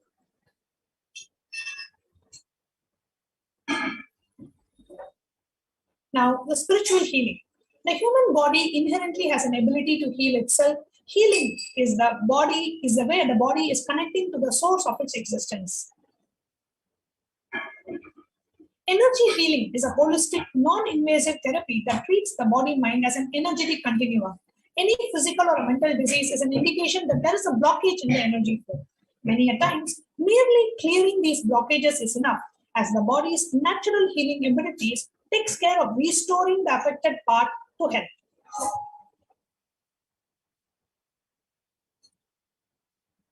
Priya Prema is asking admin, please put the link for the Guru Dakshina. Yes, I am requesting our causing team to put the link for the Guru Dakshina. Priya Premananda, sorry for the dilemma, we will be putting it.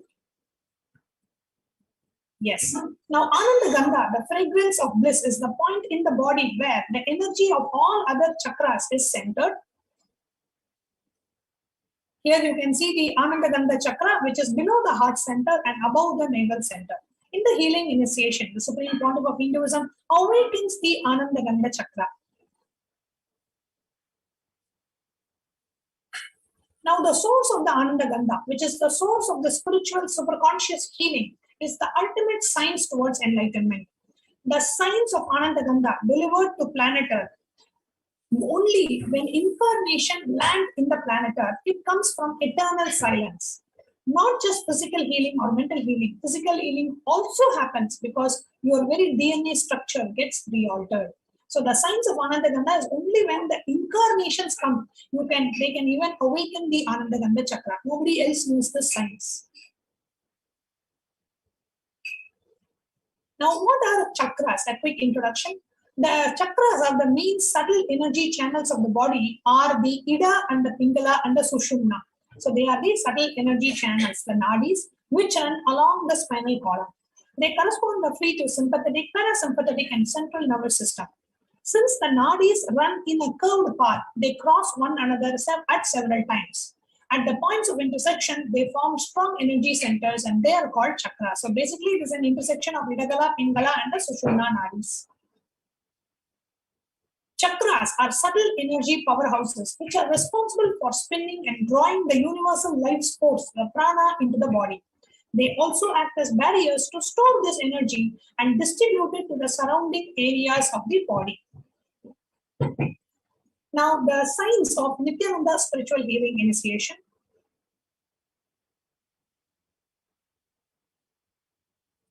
The healer's initiation is straightaway related to our enlightenment. Now, the healer's initiation is of two levels. One is healing yourself, and the second is healing yourself and healing others. The two levels of initiation. Now, the healing yourself, if you are just taking the self-healer's initiation, which means you are only healing yourself, there are absolutely no lifestyle changes required. You can take the initiation. Actually, everybody can take the initiation. The other step is healing yourself and healing others. Now, when you have to be a healer to heal others, there are some lifestyle changes that are required. Means you need to follow a vegetarian diet, and there are some lifestyle changes which you need to follow, which we'll be sharing in the upcoming slides. Now, the Nithyananda spiritual healing is healing through the cosmic energy. Now, the cosmic energy is intelligence. That is, this is different from the energy we know in various forms like electrical energy, mechanical energy, etc. In the Nithyananda spiritual healing initiation, you are initiated by the Supreme Pontiff to become a channel for the same divine energy that the Supreme Pontiff embodies to flow through you to the person receiving the healing. You literally become an embodiment of Swamiji's energy to gush into your body and from your body to the other person to whom you are healing. So now let us see how the healing happens. Who can receive energy? Anybody with an open mind and the heart can receive the energy. Who can give energy? The one who has realized that he is energy. The one who has experienced himself as something beyond the body and mind is the only one who is authorized and qualified to give energy.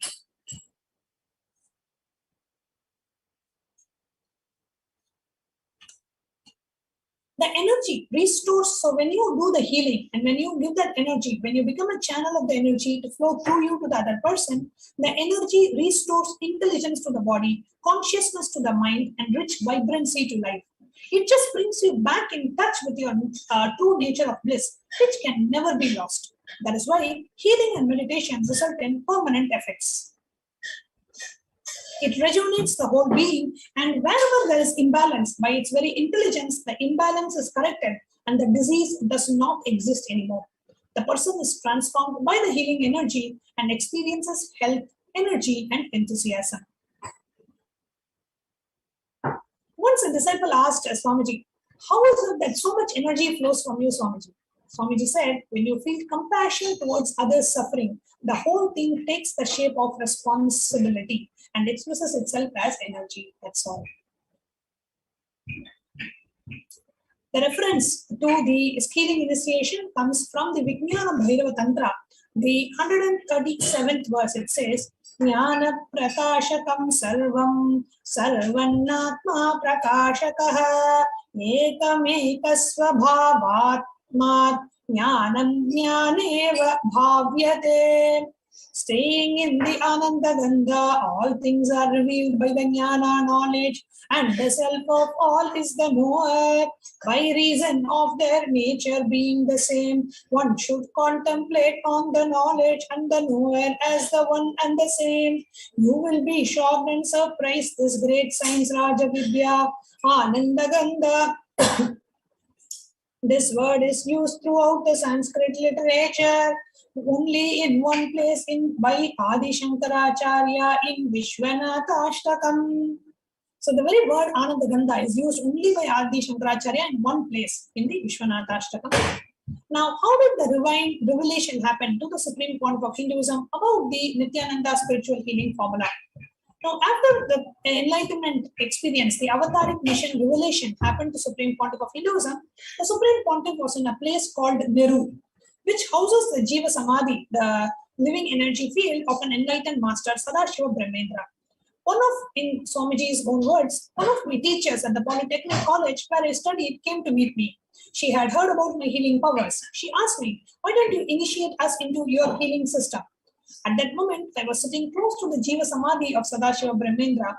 I could feel the master's presence. Suddenly, I heard a sound. When I turned, saw Sadashiva Brahmendra standing here right in front of me. He gave me a tuit of darba grass, a tuft of darba grass, and told me to give it to the teacher and tell her to start healing with it. Just as the thought entered my inner space, the formula for transmitting the healing technology was revealed. I used this divine knowledge to transfer to others the divine experience I myself had. I initiated my teacher as the first Nithyananda spiritual healer. This is the history of the unique, effective, and divine method of healing, Nithyananda spiritual healing, which has sprung forth from the enlightened consciousness. And before I continue, I just wanted to share for all the viewers who are waiting for the Guru Dakshina offering. You had asked in the YouTube chat. Our social media manager has posted the link for the Guru Dakshina offering in the YouTube live chat. So those of you who are waiting for the link, you can go ahead and click on the link posted in the YouTube chat. That is the link to offer the Guru Dakshina. Now, I say that healers are my hands. When I say I, don't think I'm talking about the 6 feet tall Nithyananda. I'm talking about the Prapancha Shakti, the cosmos. When I say the same energy that is flowing in me will flow through you, it is not an assurance, it is a promise. Literally, you become hands of the avatar. What are the lifestyle requirements for a healer? The next slide. Now, the lifestyle of a healer, if you are taking initiation only to heal yourself, there are absolutely no restrictions. If you are taking the initiation to heal others, you can say no to, you should not be doing drinking, smoking, or eating non-vegetarian food. And it is literally like, you become receptive for the energy to flow through you. So when you are taking the initiation to heal others and you want the Supreme Pontiff's energy to flow through you, you should ensure that you say no to drinking, smoking, or eating any kind of a non-vegetarian food. Now, when you meditate and practice healing, you will have a beautiful and a continuous energy flow.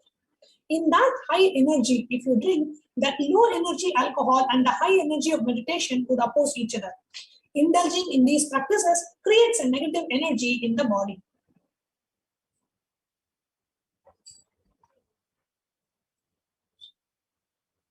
This is a commitment. The lifestyle of a healer is a commitment by you to yourself. Do not suppress yourself. Do not fight with yourself.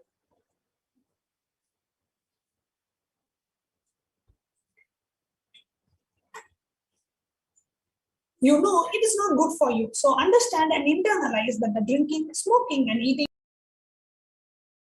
food will oppose the beautiful energy flow in you that will happen during the healing. And we are going to be right back with you. I'm going to be continuing more about the healer's initiation after a very short break.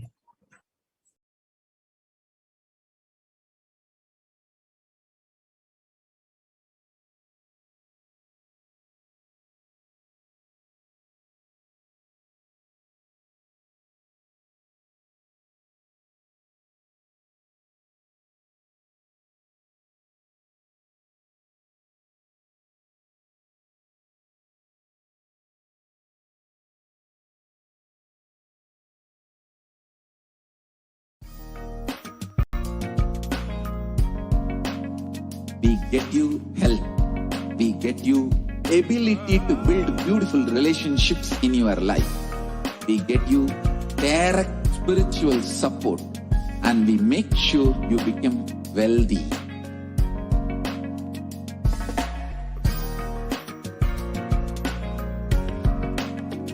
We won't stop giving you just good life.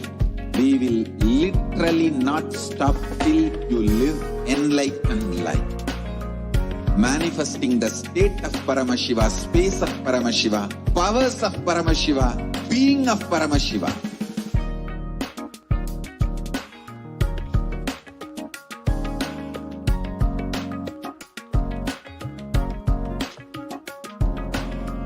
Whole world should become Ekailashian.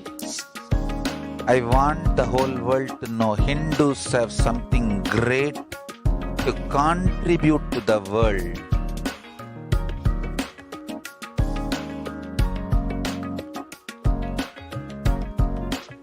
We have something great to contribute to the world. Let us do that.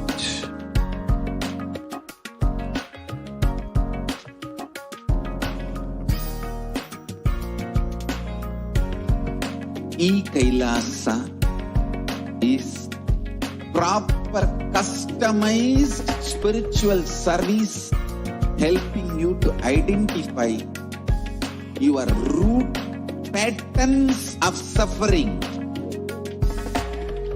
We have perfected the science of helping every individual from every cultural, religious, nationality background.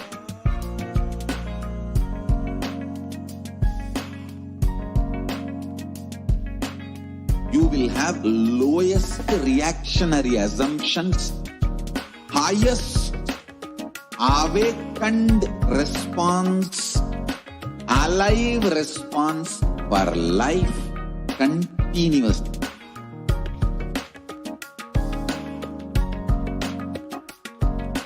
E-Kailasa is enlightenment ecosystem, literally enlightenment itself in your own home, wherever you are.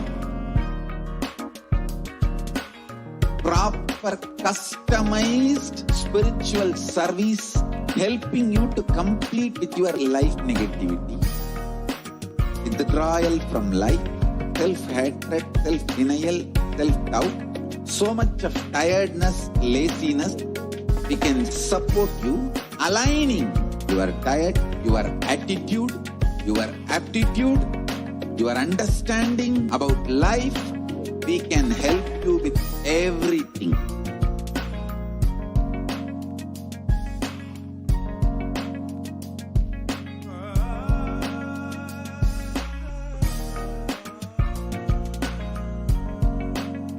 If you are interested in enlightenment, we will immediately bring this to you.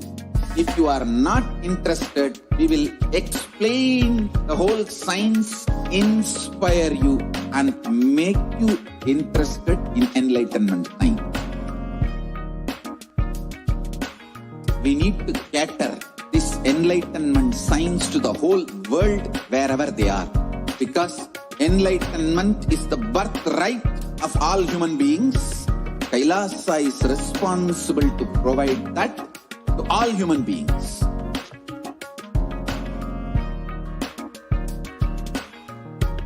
Kailasa is the totality of the knowledge I received from my gurus and practice manifested in my life, perfected by teaching millions of people from all cultures, time zones, backgrounds, genders, nationality, race, from every creed.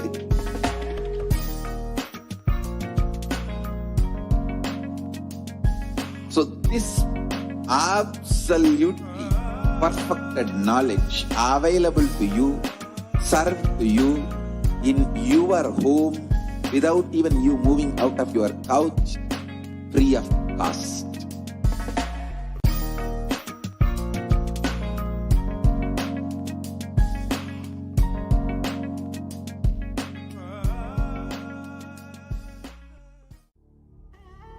What I mean by the word E-Kailasa, listen intensely. Enlightenment ecosystem, literally enlightenment itself, in your own home, wherever you are.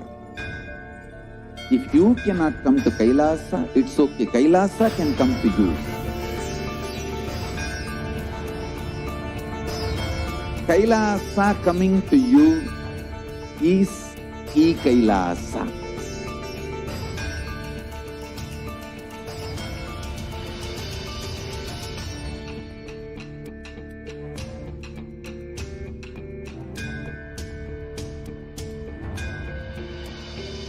I will revive Hinduism. I am a Hindu revivalist, not by any revolution, but by evolution.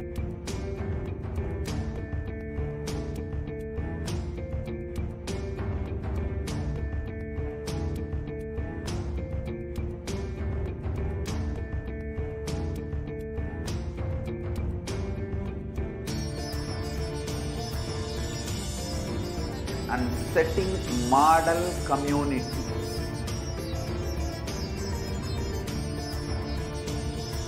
Kailasas, enlightenment ecosystems, Sarvanya Pitas all over the world.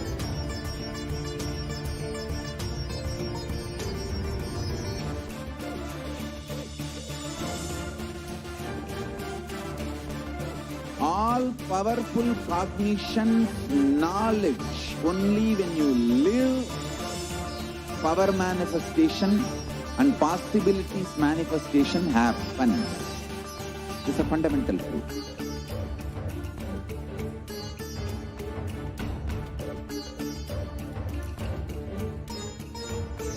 Hinduism cannot live exclusively as one sampradaya. No. All sampradayas of Hinduism is an ecosystem.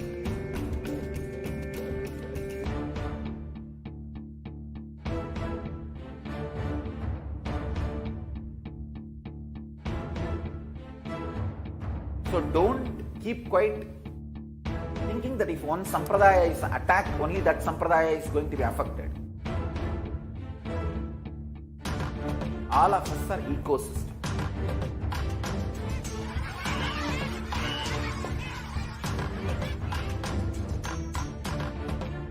I invite all of you to get involved and enjoy Hinduism by the principle of Dharmo Rakshati Rakshitaha. When you protect Dharma, Dharma protects you. we will make the whole planet flourish spiritually. The spiritual prosperity will happen to the whole planet. We all have to coexist together.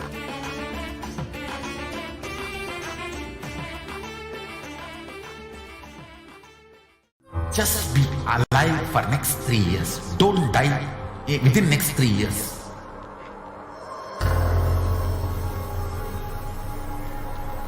Just don't die within next 3 years. Be alive. Somehow be alive. I'm working sincerely. I will reach you somehow. Somehow I will reach you. It's my commitment to humanity.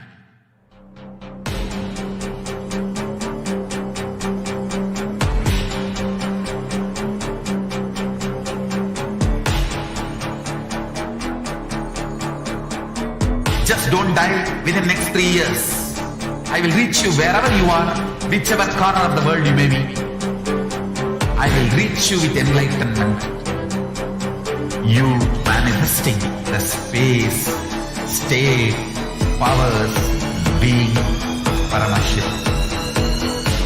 It is possible, and it is possible for you.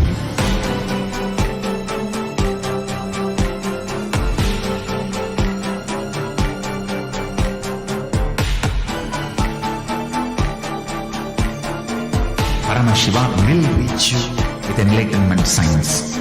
I know he is going to do the job. Just be alive for next 3 years. Nothing else.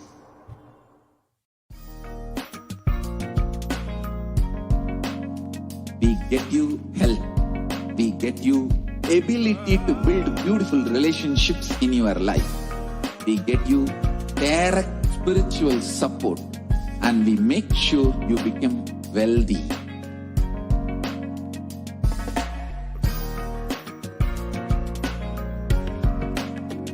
We won't stop giving you just good life. We will literally not stop till you live enlightened life. Manifesting the state of Paramashiva, space of Paramashiva, powers of Paramashiva, being of Paramashiva.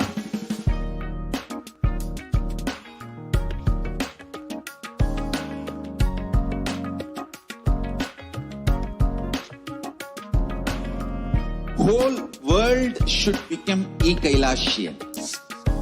I want the whole world to know Hindus have something great to contribute to the world.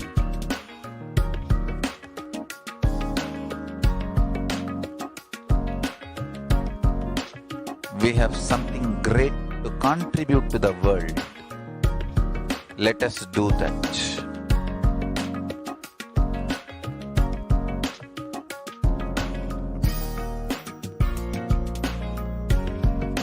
E-Kailasa is proper customized spiritual service helping you to identify your root patterns of suffering.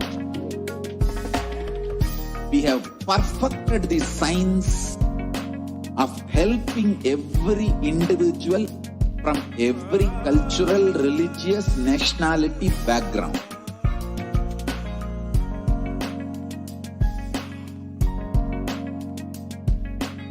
You will have lowest reactionary assumptions, highest awakened response, alive response for life continuously.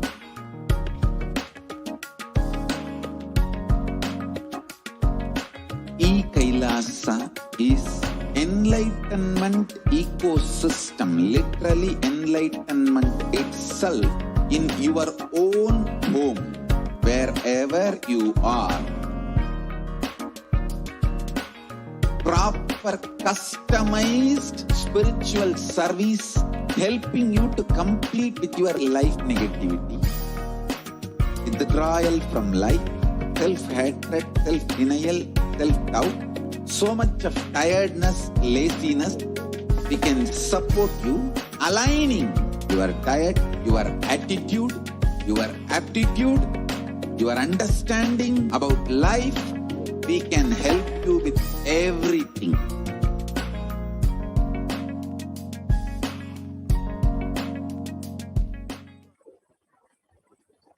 Nithyananda, and welcome back to viewers.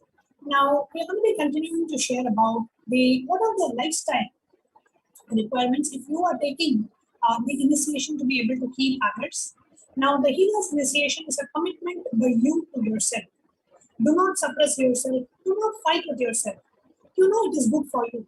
So understand and internalize that drinking, smoking, or eating non-vegetarian food will oppose the beautiful flow of energy in you that will happen in you through the healing. So understand and operate from the right context. And Swamiji also says, when an animal is killed, all the pain that animal goes through at the time of the death, everything is stored in the muscle memory of the animal. And when you partake that food, you will naturally have that same kind of a depression, heaviness in you all the time. So, non-vegetarian food is not at all recommended. If you are taking initiation to be a healer, you should be very strict about only eating the vegetarian diet. Now, here non-vegetarian means anything which has the ability to store the pain in its muscle memory is defined as non-vegetarian according to Hinduism. What are all the things that can store pain in its muscle memory? Mushroom can store pain in its muscle memory. Egg, even poultry eggs, even if it has only the female component, it has the ability to store the pain in its muscle memory. And also we have the fish, any kind of fish and any kind of an animal meat, absolutely no. Now, as far as dairy is concerned, there are some questions in terms of dairy. Can dairy products be taken if I am a healer?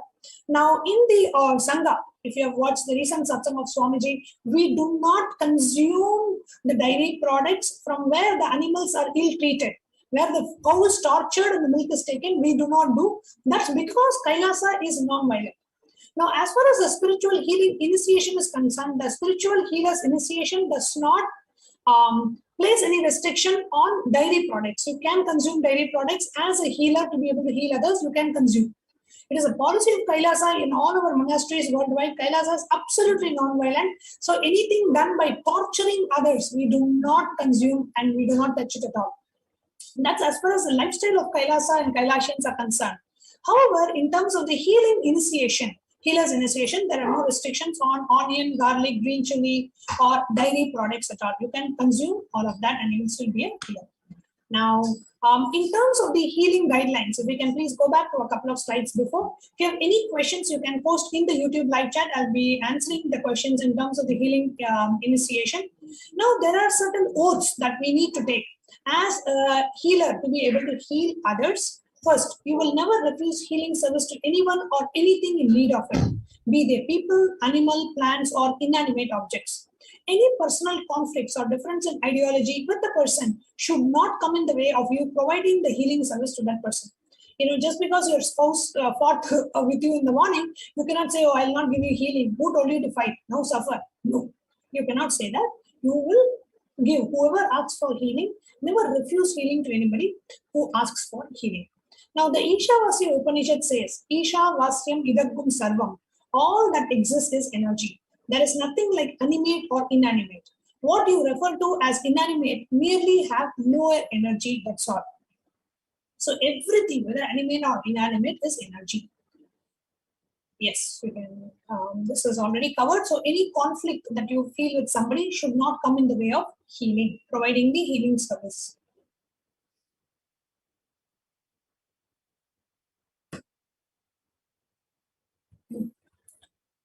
Now, the Nithyananda spiritual healing prayer should always be offered as a free service. Never charge any fee or accept any favors. You cannot charge any fee or you tell them, okay, yesterday I gave you healing, can you please drop me in the airport tomorrow? No.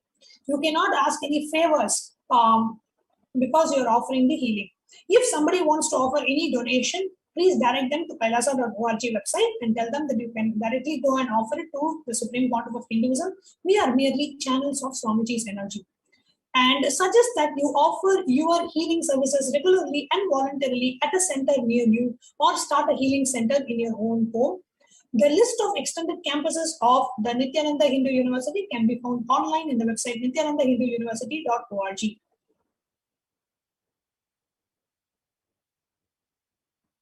Now, the responsibility of a healer. As a healer, what is the responsibility that I take? Is when you take the responsibility of a healer, when you feel that responsibility, you will feel like healing anything and everything.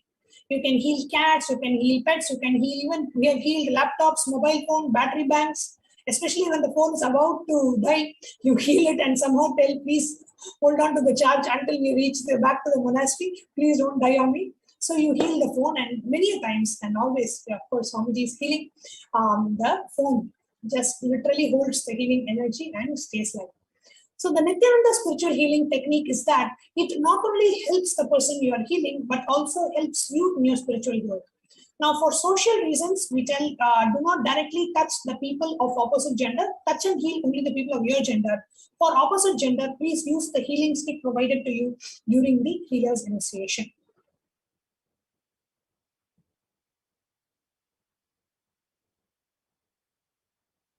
Now, what is the healing procedure? Now, place your palms on the area to be healed or on the Sahasrara Chakra, the top of the head, the crown center of the person being healed. Close your eyes and visualize Swamiji's beautiful face and bring your awareness to your Anandagandha Chakra, which is below the heart center, above the navel center. Bring your awareness to your Anandagandha Chakra. Chant the Mahavakya, Om Nithyananda Paramashivoham. Immediately, you will find the energy gushing forth from your Anandagandha Chakra. Bring your awareness to your Anandagandha Chakra. Simply relax into yourself. Don't worry about the energy flow. It will happen on its own.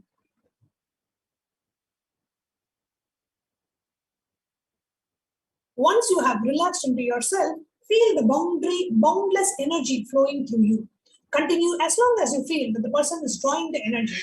You will sense this effortlessly. Your hands will automatically drop once the person has had enough. So keep the hands on the top of the head or on the part which is requesting the healing, and just simply bring your awareness to your Anandagandha and chant the Mahavakya, and you will literally see Swamiji's energy gushing forth from you and heal the other person.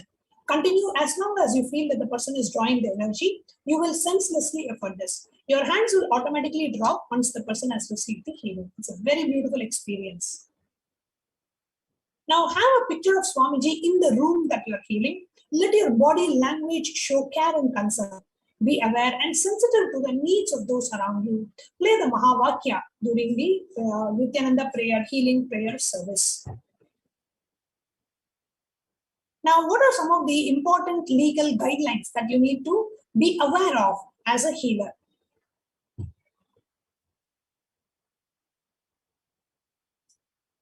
Now, do not use the word patient to describe someone who elects to receive your Nithyananda spiritual healing service. If you are a licensed physician, means if you're a doctor or if you're a licensed healthcare practitioner, advise everyone to whom you are providing the Nithyananda spiritual healing service that such service do not constitute diagnosis, care or treatment or practice of medication or any other healthcare.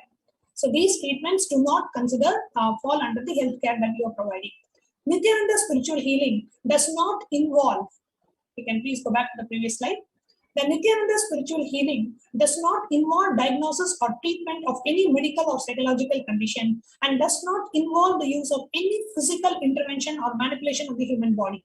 Any benefit that an individual experiences comes from within himself or herself based on his or her body's ability to heal on its own. Nithyananda, understand and acknowledge that your participation in the Nithyananda healing program service is on a voluntary basis. Do not charge or accept any fees or favors for the Nithyananda healing services that you may provide to others. Please understand, when you charge someone, then you feel like you have done it. That is why you need to be paid, which means you are responsible for all the karmas that you are attracting from that other person. However, in the Nithyananda spiritual healing service, you are not doing anything. I am very clear. I am just a channel of Swamiji's energy to flow through me.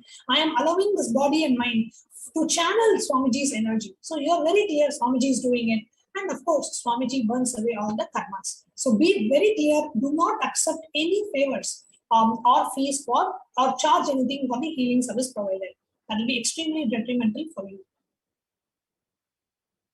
Do not provide Nithyananda spiritual healing services if you are suffering from any physical, mental, or psychological disorders or taking medications for any physical, mental, or psychological disorders. If you become aware that an individual who has requested your Nithyananda spiritual healing service appears to suffer from a mental disorder, do not provide Nithyananda spiritual healing services and recommend that he or she seek attention from an appropriate licensed healthcare practitioner or mental health care provider.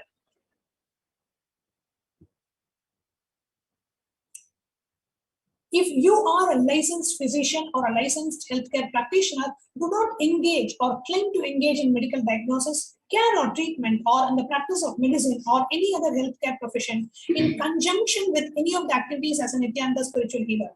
You cannot do both. Like, you cannot do both in conjunction with each other. You can be a doctor, you can offer your service separately in your clinic or in the hospital, and you can provide Nithyananda spiritual healing services separately. As a volunteer for the organization, you can offer your healing services. However, do not join both and do not combine both if you are a licensed healthcare practitioner. And to receive the healing initiation today, we request you to please fill the form tinyurl.com/PSM2healer. Now, this is for, okay, let me announce, this is for everyone who is will be sitting for the healers initiation today. It means if you are receiving self-healers for the first time, you are already a self-healer, you are receiving it again, means you are going to be sitting for the initiation again. In terms of healing others, this is the first time you are receiving the initiation to heal others. That's one category. The second category is you were initiated to heal others. You have already received the initiation. You are coming back again to anyway sit through during the solar eclipse who would want to miss. So you are coming back and re-attending the initiation. There is a third category of people who were initiated to be Nithyananda spiritual healers. However, they accidentally broke the initiation, which means they accidentally consumed egg or consumed non-vegetarian food without knowing. And because of which, see, once you consume non-vegetarian food or any kind of an animal meat without knowing, immediately stop healing others. You can always continue to heal yourself, but do not heal others if you have by accidentally eaten egg or any kind of an animal product. Wait for the next healer's initiation and sit and get re-initiated. However, if you take an initiation to heal others, after you take the initiation, after 1 month, you have an intense craving to eat non-vegetarian food. You consciously break the initiation. You say, okay, I cannot be healing others anymore. You consciously break the initiation, then you cannot get re-initiated. If accidentally you did not know, somebody told you, oh, this cake doesn't have egg at all, you eat the cake. After you eat the cake, you realize, oh God, it had egg in it. I didn't know, nobody told me, I didn't know that. Then you can be re-initiated. However, if you consciously say, I don't want to be a healer anymore, and I want to go back to a non-vegetarian lifestyle, you are more than free to do that. But please do not come back for a re-initiation again. Okay, re-initiation is only when you accidentally break the initiation. So even if you are a healer, self-healer, or healing others, you have taken the initiation before and you've maintained the initiation. It's not like you need a re-initiation. You maintain the initiation. Even then, you fill the form. Everyone fills these two forms. One is the PSM2 Shivadiksha form and the PSM2 healer form. Both these forms, while if you are going to be sitting for the initiation, please fill both these forms. I request the social media manager to please post both the links in the YouTube live chat, so everybody is aware. So now the Grahana Kala has started in India. It's 10:53 a.m. The Grahana Kala has started. So now what we are going to be doing is we are going to be preparing ourselves for the darshan. So we will be having the darshan of Supreme Pontiff of Hinduism, and Swamiji will be initiating us into all these 4 sacred initiations. So let's get ready. So we are going to be, next segment, we are going to be learning about what is Bhava Samadhi Darshan. What is that? A quick intro to Bhava Samadhi Darshan. And those of you who are asked the question, there's some questions in the YouTube chat and in various platforms. We are receiving a question: how can we offer the Guru Dakshina? You can offer the Guru Dakshina. The link is posted in the YouTube live chat, and you can even offer it via super chat, the YouTube super chat or a super sticker. You can offer it through that as well. Okay, so it is completely optional. There is no mandatory that you should offer the Guru Dakshina. If you would like to offer, these are the ways you can offer. So with that, we will now move on to the next segment of learning about what is Bhava Samadhi Darshan after a very short break.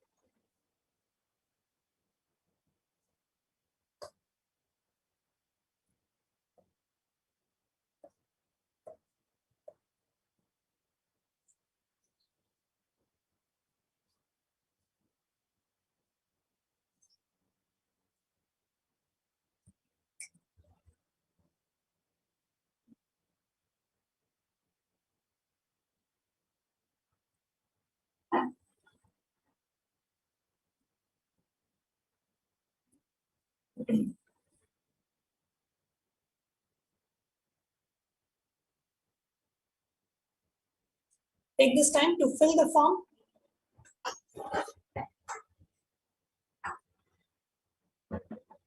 And we also have the two-way Nayana Diksha available for those of you who would like to be seen by the avatar. Not that you having the darshan of Swamiji getting to see you and blessing you with the Nayana Diksha. So those of you who would like to join on two-way, you can go to events.kailasa.org/solar eclipse 2021 to join on the two-way video conferencing and be blessed to receive the Nayana Diksha. For a long time, we are having this initiation. So all of you should be on the two-way video conferencing, having the cameras on you and ensuring that the eyes of the avatar fall on you. So you can join on the two-way. We do have a two-way option today as well via the Zoom two-way video conferencing. So I would recommend each and every one of you join on the Zoom. So not only you see the avatar sees you. So please go ahead and fill the forms. We are just giving a few minutes break for those of you who are wanting to offer the Guru Dakshina and wanting to fill the two forms. Please go ahead and do that right away. And we'll be right back with you after a very short break.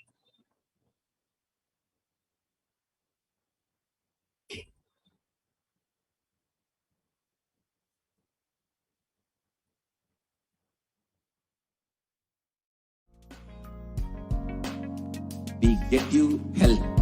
We get you ability to build beautiful relationships in your life. We get you direct spiritual support, and we make sure you become wealthy.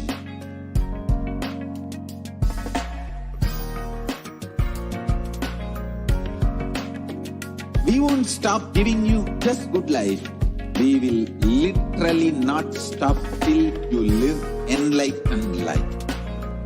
Manifesting the state of Paramashiva, space of Paramashiva, powers of Paramashiva, being of Paramashiva.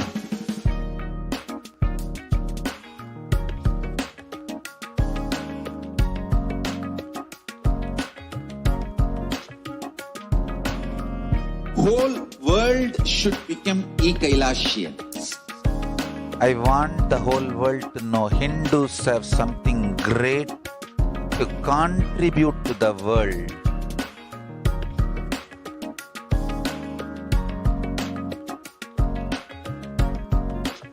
We have something great to contribute to the world. Let us do that.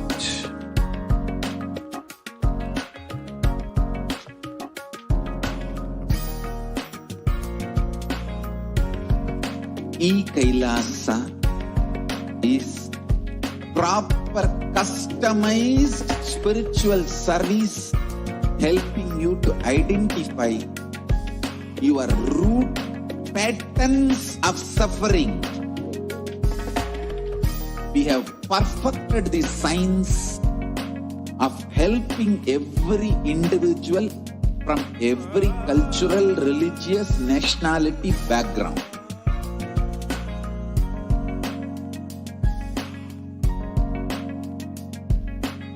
You will have lowest reactionary assumptions, highest awakened response, alive response for life continuously.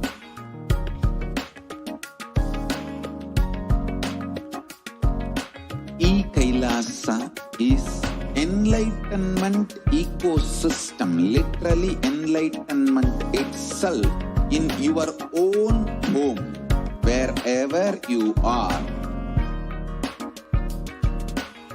proper customized spiritual service helping you to complete with your life negativity.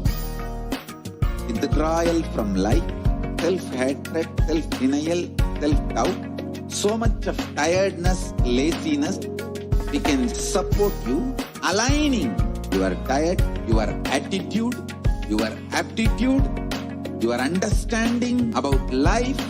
We can help you with everything.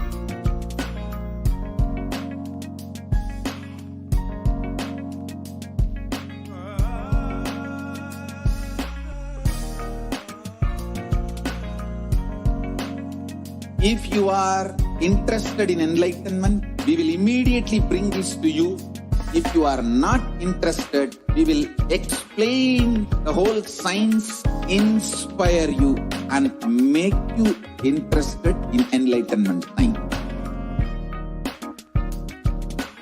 We need to cater this enlightenment science to the whole world wherever they are, because enlightenment is the birthright of all human beings. Kailasa is responsible to provide that to all human beings.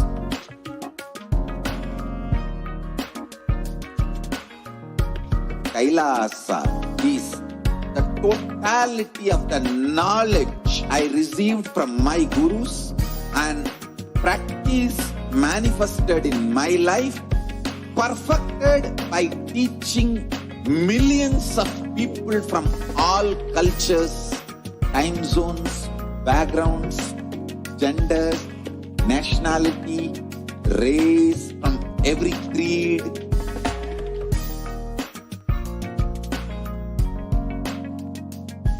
So this absolutely perfected knowledge available to you, served to you in your home without even you moving out of your couch, free of cost.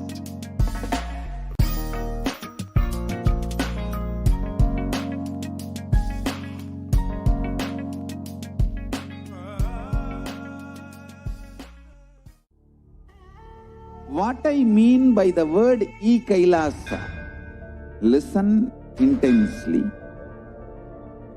Enlightenment ecosystem, literally enlightenment itself, in your own home, wherever you are. If you cannot come to Kailasa, it's okay. Kailasa can come to you. Kailasa coming to you is E-Kailasa.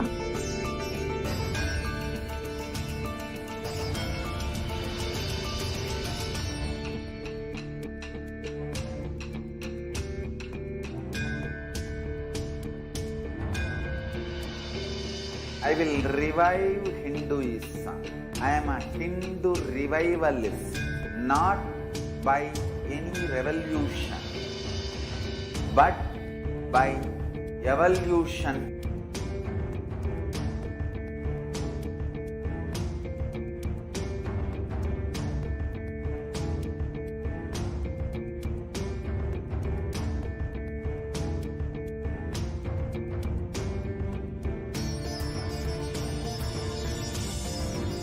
And setting model community.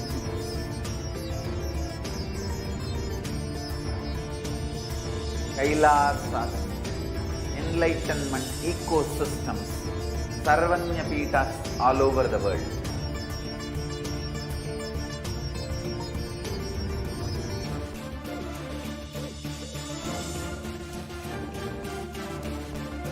All powerful cognition, knowledge, only when you live power manifestation and possibilities manifestation happens.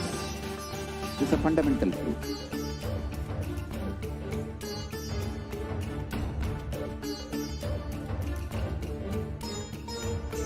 Hinduism cannot live exclusively as one sampradaya. No. All sampradayas of Hinduism is an ecosystem.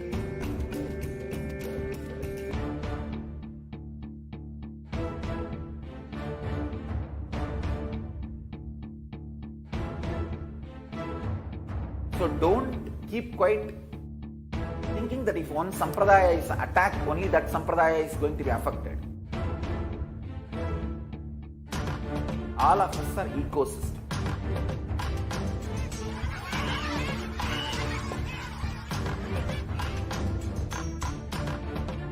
I invite all of you to get involved and enjoy Hinduism by the principle of Dharmo Rakshati Rakshitaha. When you protect Dharma, Dharma protects you. We will make the whole planet flourish spiritually. The spiritual prosperity will happen to the whole planet. We all have to coexist together.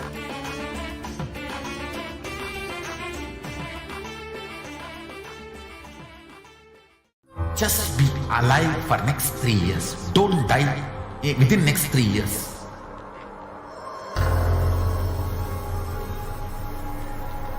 Just don't die within next 3 years. Be alive. Somehow be alive. I'm working sincerely. I will reach you somehow. Somehow I will reach you. It's my commitment to humanity.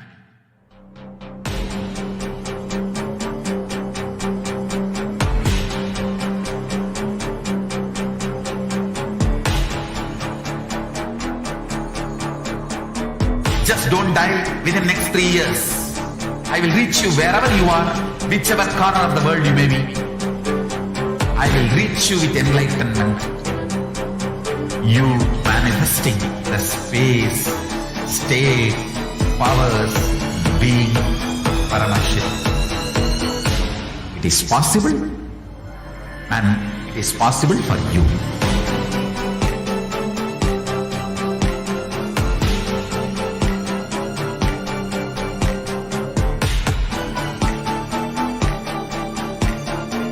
Paramashivoham will reach you with enlightenment science. I know he is going to do the job. Just be alive for next 3 years. Nothing else.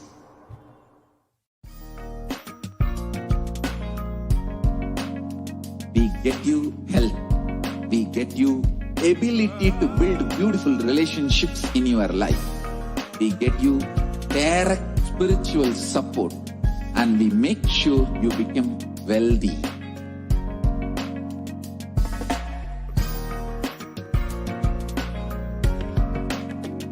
We won't stop giving you just good life.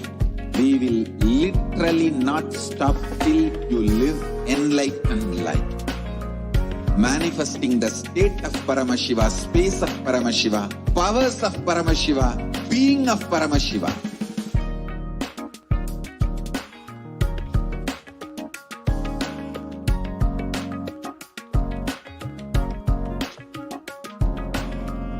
Whole world should become Ekailashians. I want the whole world to know Hindus have something great to contribute to the world.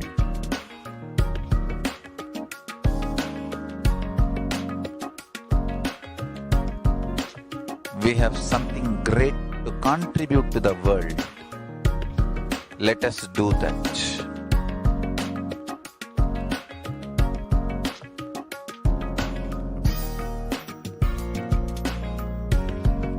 E-Kailasa is proper customized spiritual service helping you to identify your root patterns of suffering.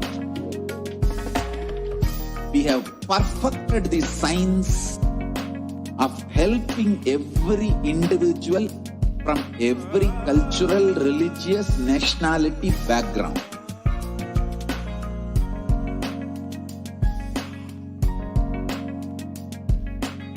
You will have lowest reactionary assumptions, highest awakened. Nithyanandam, Welcome everyone for today's very, very special initiation on this intense solar eclipse day. We welcome everyone that are logged in right now and many more people that are tuning in. And in just a few more minutes, we are going to be having the live darshan of the Supreme Quantum of Hinduism. So it's really exciting. And now we are going to be entering into preparation for darshan, for receiving the darshan. And we're also going to be preparing ourselves for with the Paramashivoham mantra. And also we have a very exciting session that is going to be happening. And this is where the permanent representative of Kailasa represented in the United Nations. For the very first time, Hindus have had a representation in such a big international forum. So many more exciting things to come. So stay tuned in and let's get ready for this intense initiation from the avatar. So now let's enter into preparing ourselves to receive this initiation and preparing ourselves to receive the darshan. So now we are going to be understanding what is Bhava Samadhi darshan.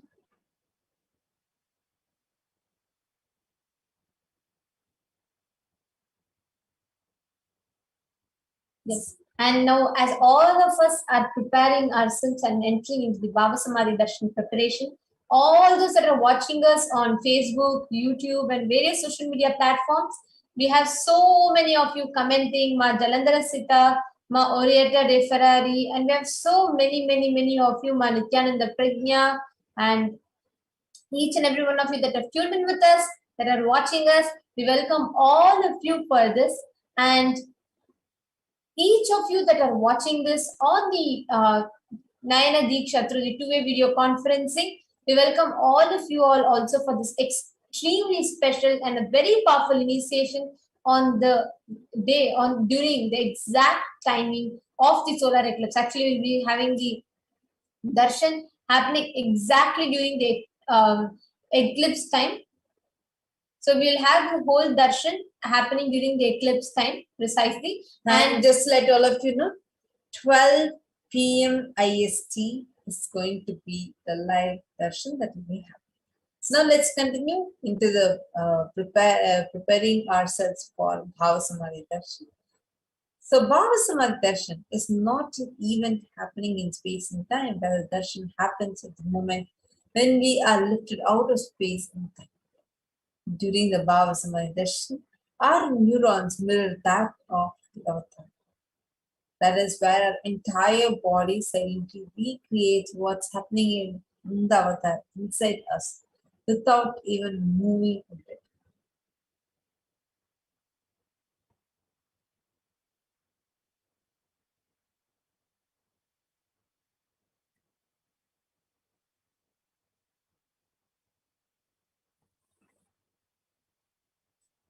Now, what is this word bhava? Bhava is defined as directing and activating the emotional and spiritual energy that is created through meditation on the avatar.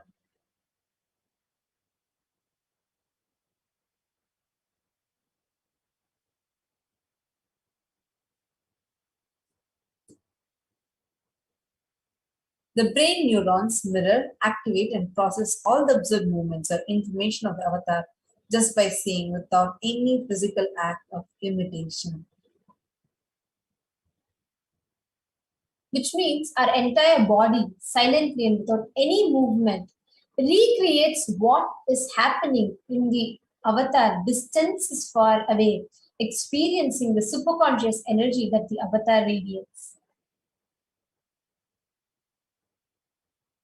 The science of Bhava Samadhi Darshan knows no distance, a phenomenon that modern science is just discovering in terms of quantum tunneling. This quantum tunneling is known to bring our thoughts per second down, which makes us become at ease in coexisting with the divine, meaning where we and the divine become one and the same. Next slide, please.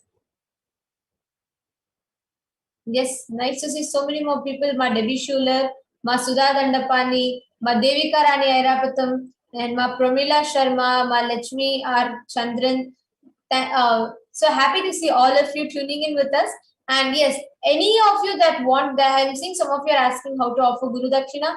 The Guru Dakshina form link is being posted in our comment section continuously. And any of your questions, we have our social media managers who are there helping and attending to each of your requests and making sure you're all set. And if you want to offer your gratitude, you can also go ahead and do it through the YouTube Super Chat and Super Sticker. And we also have the Guru Dakshina link, which we have provided all of you with. So any questions that you all have, any assistance you all need, please tune in. You can go ahead to Facebook and YouTube and comment, and we will be having our social media managers continuously attending to each and every one of you. And now, before we enter into the further explanation of what is Bhavasamadhi, how to receive the Bhavasamadhi, we'll be right back after a short break.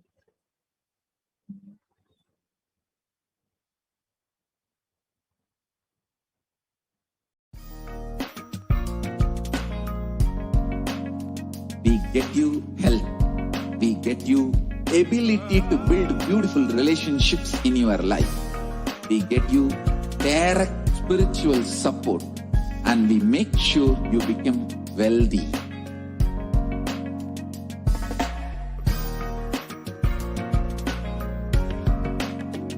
We won't stop giving you just good life.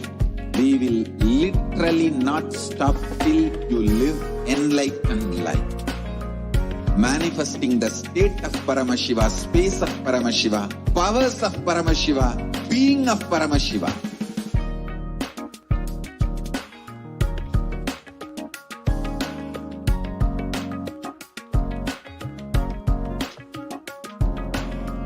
Whole world should become Ekailashian.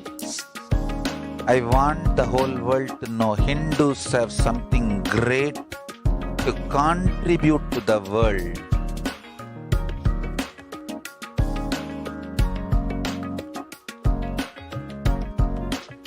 We have something great to contribute to the world. Let us do that.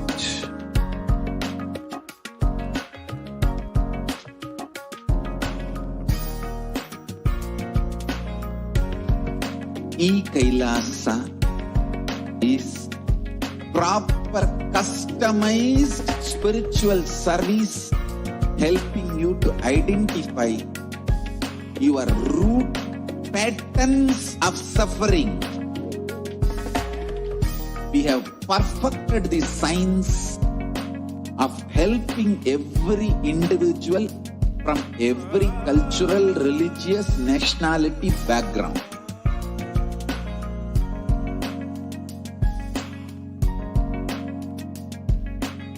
You will have lowest reactionary assumptions, highest awakened response, alive response for life continuously.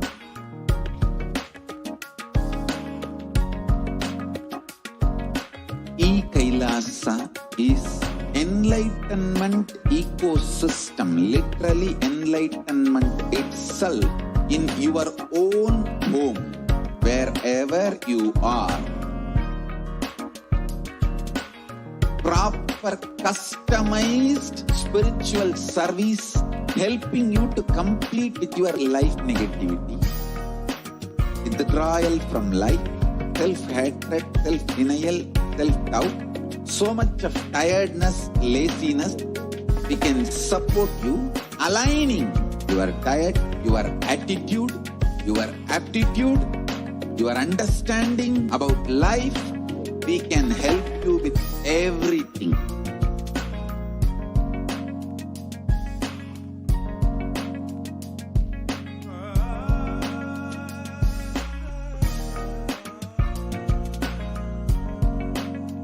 If you are interested in enlightenment, we will immediately bring this to you. If you are not interested, we will explain the whole science, inspire you, and make you interested in enlightenment time. we need to cater this enlightenment science to the whole world wherever they are. Because enlightenment is the birthright of all human beings. Kailasa is responsible to provide that to all human beings.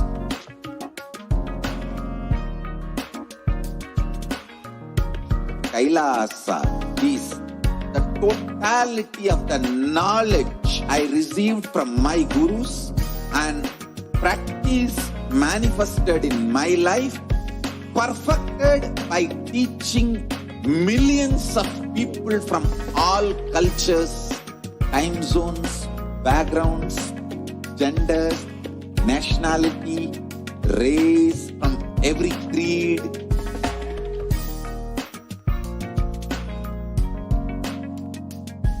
So this absolutely perfected knowledge available to you, served to you in your home without even you moving out of your couch, free of cost.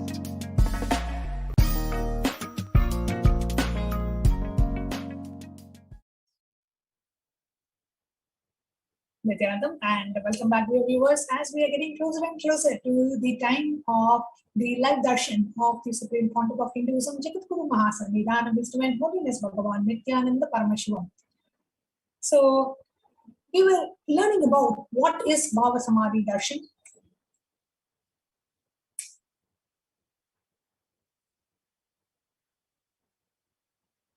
Bhava Samadhi Darshan, our thoughts per second reduces significantly and we relax into a space beyond thoughts. Thoughtlessness becoming mentally at ease in coexisting dimensions beyond duality, unconditioned by the parameters of time and space.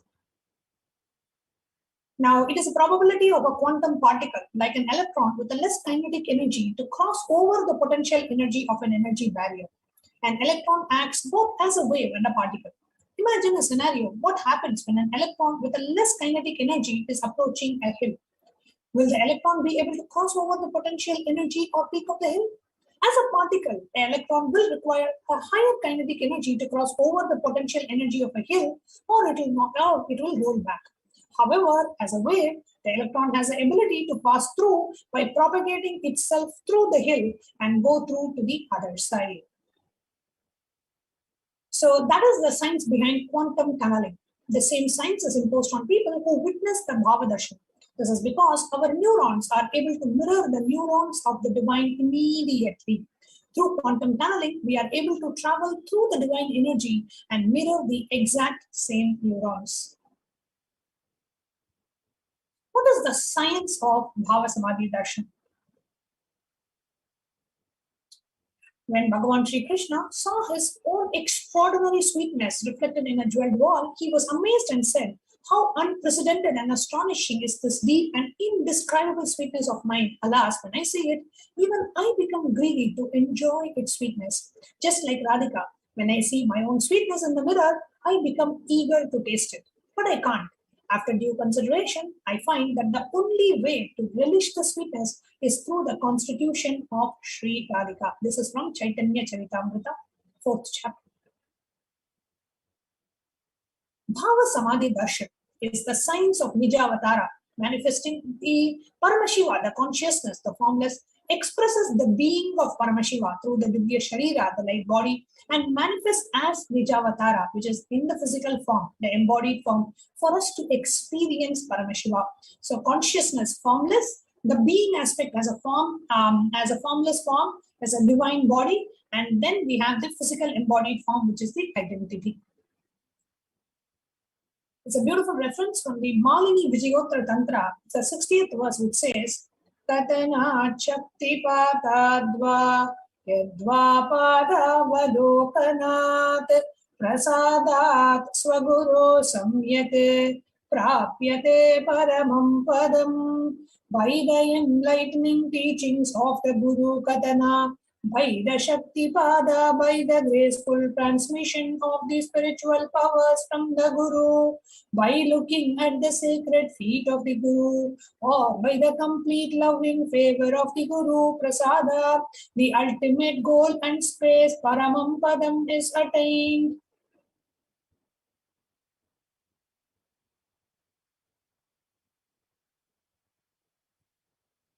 Devi Parashakti expresses through the being of Rajarajeshwari and manifests as the Nijavatara, the physical embodied form of Devi Meenakshi.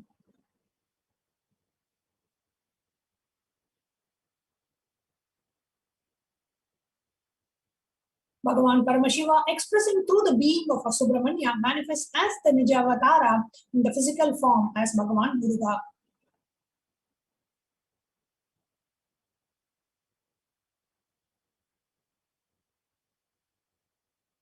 Bhagavan Paramashiva expresses through the being of Arunagiri Yogeshwara and manifests as the Nija Avatara, the physical form, the supreme point of Hinduism, Jagadguru Mahasannidhanam, His Divine Holiness, Bhagavan Nithyananda Paramashivam, Bhagavan Parandama, expressing the being of Mahavishnu and manifests as the Nija Avatara in the physical form as Bhagavan Venkateshwara.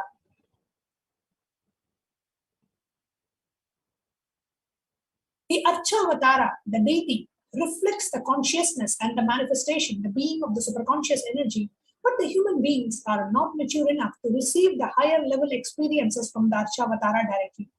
The avatar, the physical embodied form, comes down to bridge the gap and create an experience of superconscious energy in all of us. When we have the Bhava Samadhi Darshan of the Nijavatara, manifesting beings of various dimensions of Paramashiva, the auspicious components and the powerfulness of those dimensions of Paramashiva are awakened in us.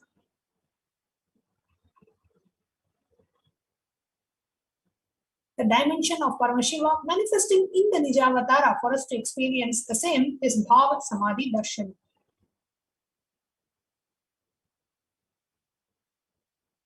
Bhava Samadhi Darshan is a direct experience of causeless bliss. During the Bhava Samadhi Darshan, our being literally comes alive and celebrates with the energy wave of existence.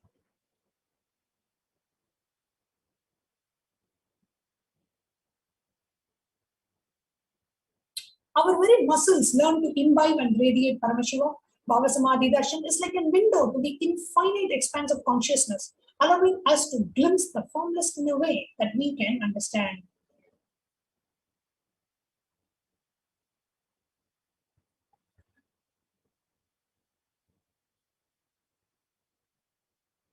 Even without much effort from our side, our very biomemory awakens to the space of Paramashiva, the ultimate consciousness during the Bhava Samadhi Darshan. To have a glimpse of having the darshan of the avatar cleanses karmas of lifetimes and creates a deep and a lasting transformation in us.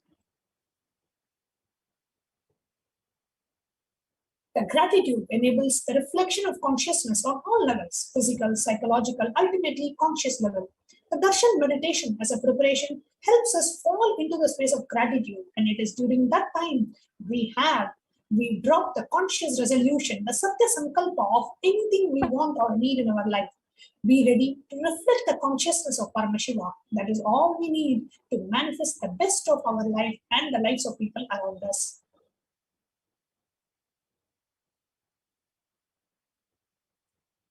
The right context to receive the darshan is sitting in the space and with the right context, knowing that I know you are the source of everything. You are everything, and you are in the embodied form of the supreme quantum of Hinduism, and you are in this body. You are the source of both. Let me connect with you. Let you reveal yourself to me. Let me be in the Bhava Samadhi of you. So this is the right context to receive the darshan. You can take a few minutes to set up the Panchopachara Puja, which is the offering of 5 items: sandalwood paste or powder, flowers, incense sticks, lamp, and the food offering. So please, let's get it ready for the Panchopachara Puja as we are getting closer to having the live darshan and live initiations from the Supreme Pontiff of Hinduism after a very short break.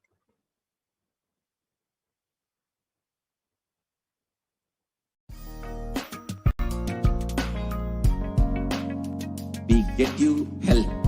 We get you ability to build beautiful relationships in your life. We get you direct spiritual support, and we make sure you become wealthy.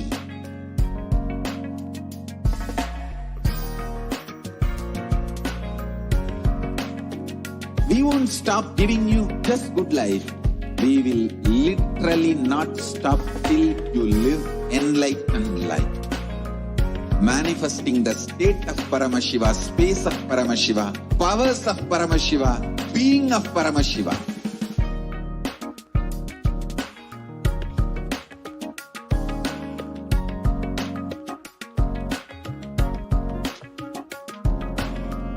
Whole world should become Ekailashians. I want the whole world to know Hindus have something great to contribute to the world.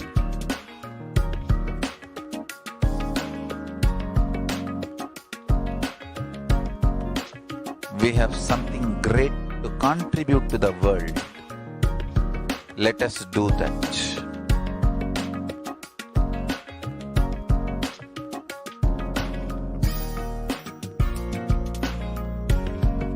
E-Kailasa is proper customized spiritual service helping you to identify your root patterns of suffering.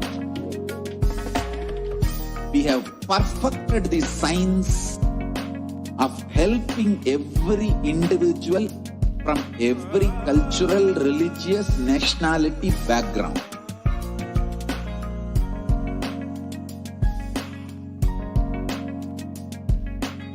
You will have lowest reactionary assumptions, highest awakened response, alive response for life continuously.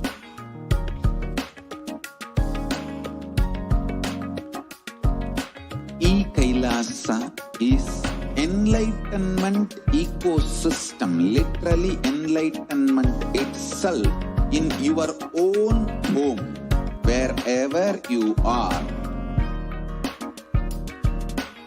Proper customized spiritual service helping you to complete with your life negativity. Withdrawal from life, self-hatred, self-denial, self-doubt, so much of tiredness, laziness. We can support you aligning your diet, your attitude, your aptitude, your understanding about life.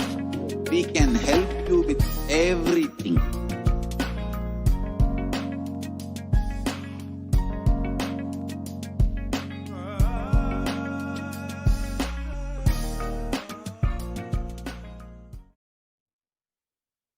Nithyanandam, and welcome back to your viewers.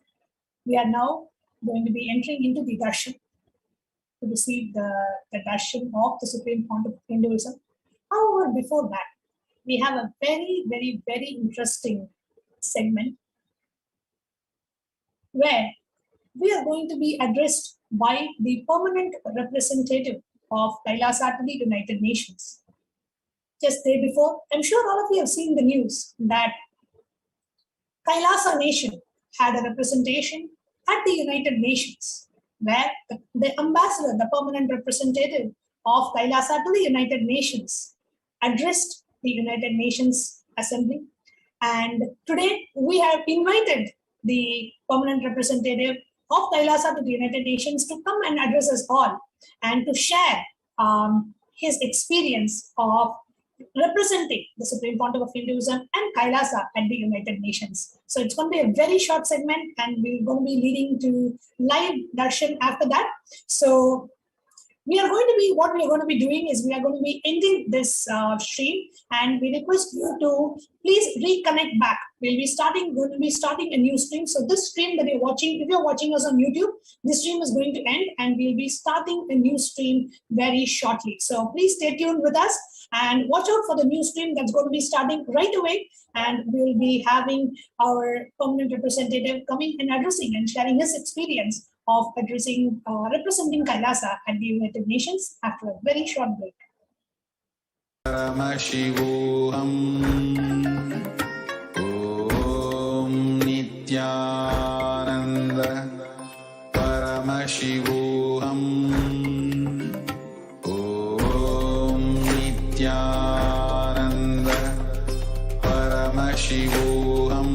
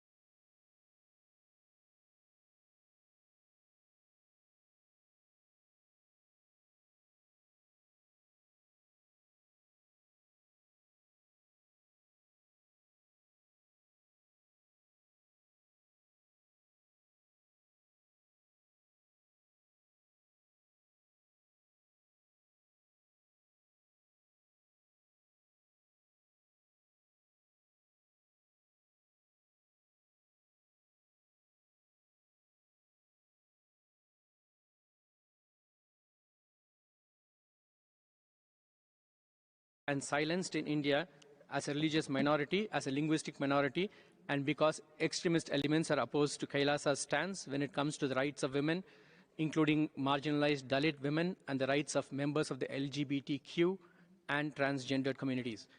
In 2019, Kailasa approached the OHCHR presenting the case of persecution, and when this document reached the Indian media, a very well-funded defamation campaign was started by news sources which were supportive of the Union government, alleging treason and sedition on part of the Kailasa nation. A number of false cases were subsequently registered against Kailasa leaders, and one of our university campuses for women in the state of Gujarat was razed to the ground in a matter of days by mobs along with the local government. Kailasa has since submitted a number of reports on the persecution to various forums available within the UN, but not much action has been taken. In June 2021, Kailasa made a submission on the attacks of ASMT women in the session by the UN Committee on Elimination of Discrimination Against Women on the Rights of Indigenous Women, and further submitted reports how to end femicide and on gender justice. Later in September, Kailasa's report on media disinformation in India, which is a big problem, was accepted by the Special Rapporteur for the right to freedom of opinion and expression. Madam Chairperson, esteemed delegates and colleagues, I represent Kailasa Nation, led by Supreme Pontiff of Hinduism, Sri Nithyananda Paramashivam, which speaks on behalf of 2 billion Hindus around the world who do not have a voice representing them in these international forums. I want to specifically bring to light the attack on minority Hindu traditions. Hinduism, as people know, is not a single monolithic religion, but it's made up of thousands of unique enlightenment ecosystems, which are called sampradayas. In recent times, many Hindu gurus, Hindu minority traditions, and temples have come under attack by majority ideologies, and a large number of traditions have virtually disappeared. There has been no recognition of the attacks by international human rights groups, as in these cases, it is difficult for outsiders to distinguish the attackers from the attacked. For the past 10 years, the Kailasa Nation and SPH Sri Nithyananda Paramashivam have been attacked and silenced in India as a religious minority, as a linguistic minority, and because extremist elements are opposed to Kailasa's stance when it comes to the rights of women, including marginalized Dalit women and the rights of members of the LGBTQ and transgendered communities. In 2019, Kailasa approached the OHCHR presenting the case of persecution, and when this document reached the Indian media, a very well-funded defamation campaign was started by news sources which were supportive of the Union government, alleging treason and sedition on part of the Kailasa nation. A number of false cases were subsequently registered against Kailasa leaders, and one of our university campuses for women in the state of Gujarat was razed to the ground in a matter of days by mobs along with the local government. Kailasa has since submitted a number of reports on the persecution to various forums available within the UN, but not much action has been taken. In June 2021, Kailasa made a submission on the attacks of ASMT women in the session by the UN Committee on Elimination of Discrimination Against Women on the Rights of Indigenous Women, and further submitted reports how to end femicide and on gender justice. Later in September, Kailasa's report on media disinformation in India, which is a big problem, was accepted by the Special Rapporteur for the right to freedom of opinion and expression. Madam Chairperson, esteemed delegates and colleagues, I represent Kailasa Nation, led by Supreme Pontiff of Hinduism, Sri Nithyananda Paramashivam, which speaks on behalf of 2 billion Hindus around the world who do not have a voice representing them in these international forums. I want to specifically bring to light the attack on minority Hindu traditions.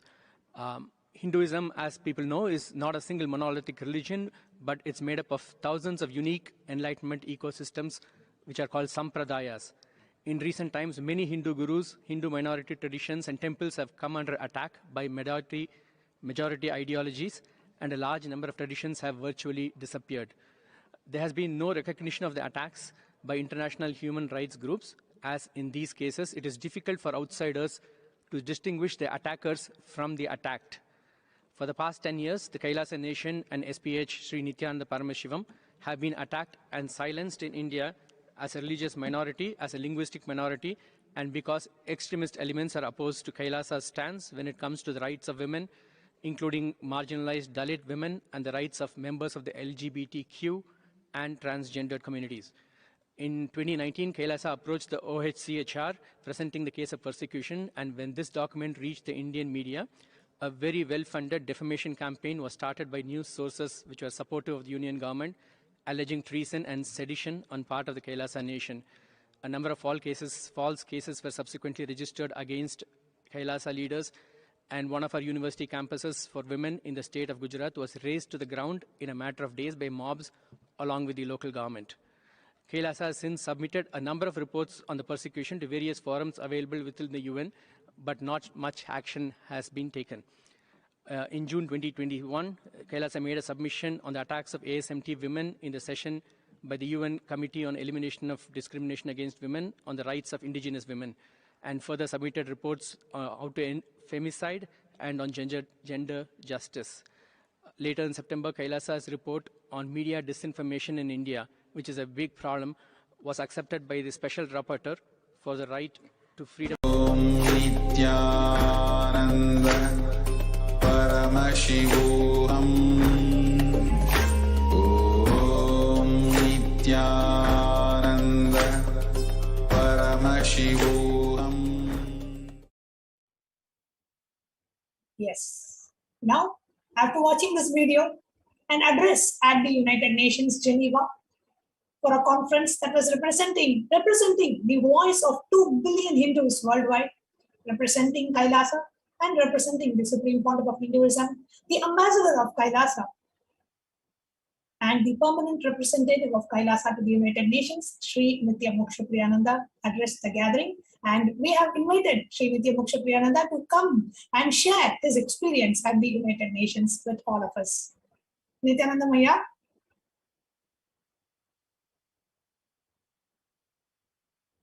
And Nithyananda Maya, can you please unmute yourself? Sorry about that. Can you hear me, ma'am? Yes, yeah. So could you please share what is it that you would like to share after this historic event that happened, representing Kailasa, representing the Hindu nation, and the Hindu nation for the very first time having its representation at the United Nations, our voice being heard. This was a fulfillment for 2 billion Hindus worldwide. And how does it feel for you? And what would you like to share about it? Yes, ma'am, it was a very exciting week for us in the world, and exciting week for the UN, because they got to hear Swamiji's message for the first time directly. And I think the UN is blessed that they're able to finally hear from him directly after so many years. So I think it's a great week for the world and for them and for minority rights. So this conference was specifically on minority rights. And of course, Hindus are the largest unrepresented minorities, falsely shown to be a majority, but we are lots and lots of minorities, and minorities who have no representation. And the UN got to hear that. So I think that's a great step forward for the world. And by recognizing Kailasa as a nation and allowing it to be presented, the UNHCR and the UN OHCHR, which is the Office of the High Commissioner for Human Rights, they have taken a big step forward for themselves and for the world. And I say it's a big step forward because more than us presenting our persecution, which is the way it started, the important thing was that we got to hear about all these stories of persecution happening around the world, right? Basically, Armenians in Azerbaijan, Turkey, and Kurds in Iraq and Turkey, in Syria, Tamils in Sri Lanka. I mean, there were 1,500 submissions from around the world of minorities who are facing persecution. And it seems to be the story everywhere. I mean, from the US, Canada, you would think in many of these countries there is no persecution, but it really is. If you are an African American in the US or Native American, the kind of discrimination and you have to face is really enormous, right? So hearing those stories, what I really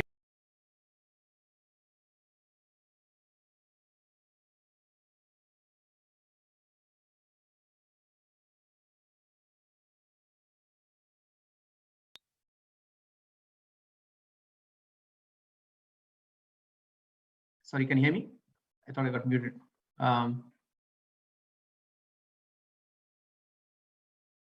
Jana?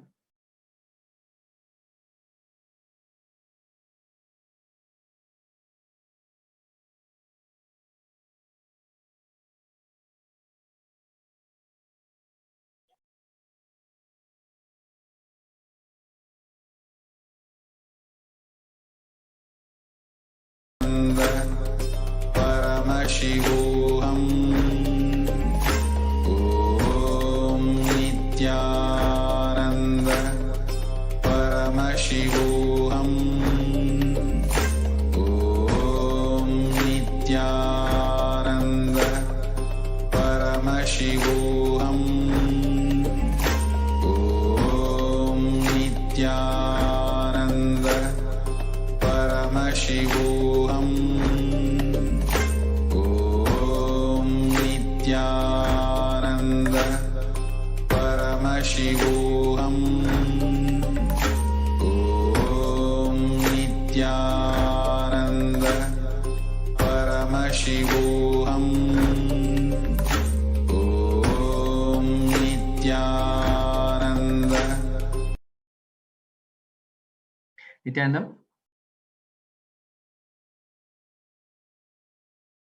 Sorry for the technical glitch. I hope you can hear me now.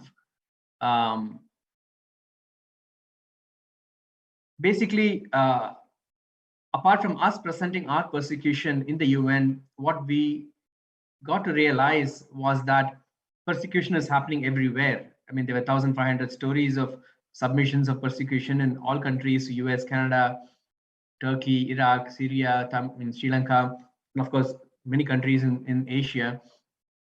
And that seems to be the story of all nations. And the answer to that, it just hit us, was what Swamiji has and what he has always talked about, which is the Vedagamic tradition and the concept of Jati and Varnas. For all the rest of the world, minorities are an exception. Majority is the way they look at the world. Like, everybody is the same. And then, there's some people who are minorities and, they are unfortunately there. We have to somehow take care of them.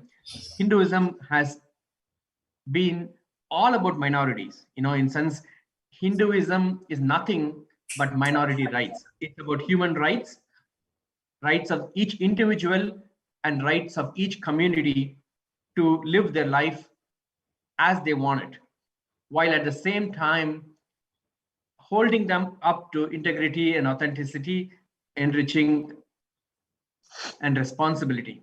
So the combination of keeping people integrated at the same time giving them ultimate freedom is what is Hinduism. So that's why Hinduism has got so many minority groups, because it thrives on that. It thrives on pluralism. It is not about minority rights. It's about celebrating pluralism. And Swamiji has talked about this for so many times. And I think it'll be best if we can hear from his voice about the idea of how the Hindu way of living is so ultimate, and it provides the greatest opportunity for people and for communities to coexist, to thrive, and to excel, and to move towards enlightenment. So if you can just play that, I think we will.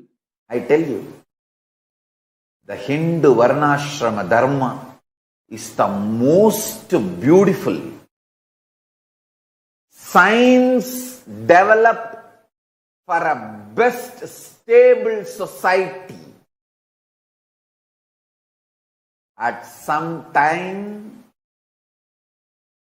the most life positive visionaries of the world, if they gather and sit and do research for 100 years, I tell you, the corona is destroying the old world order.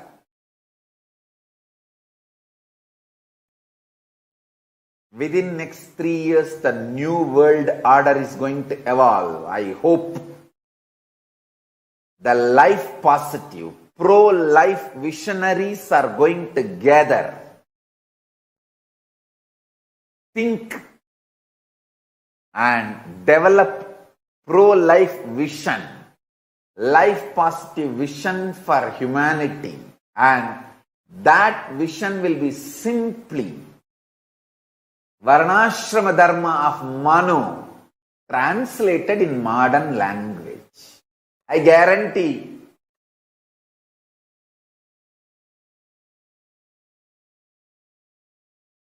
the rishis and smritikaras, Dharma Shastra, Dharma Sutra, adhikaris, authors of Hinduism are the most life positive, pro-life. Even in administering law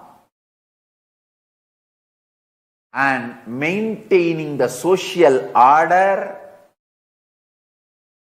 and protecting the women and children, protecting vulnerable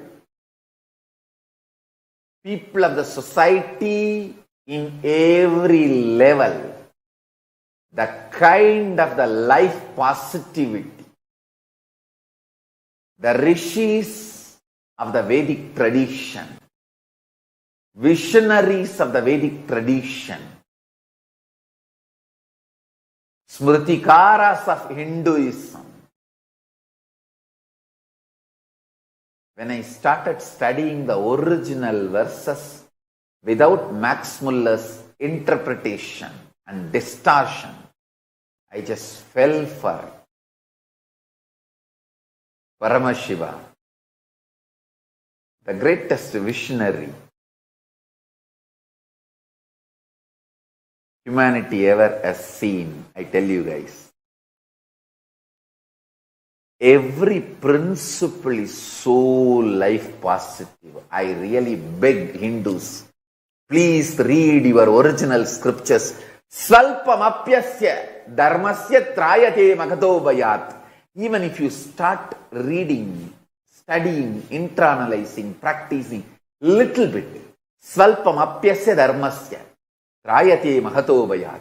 Even if you practice, study little bit, so much of life negativity will be removed from your life.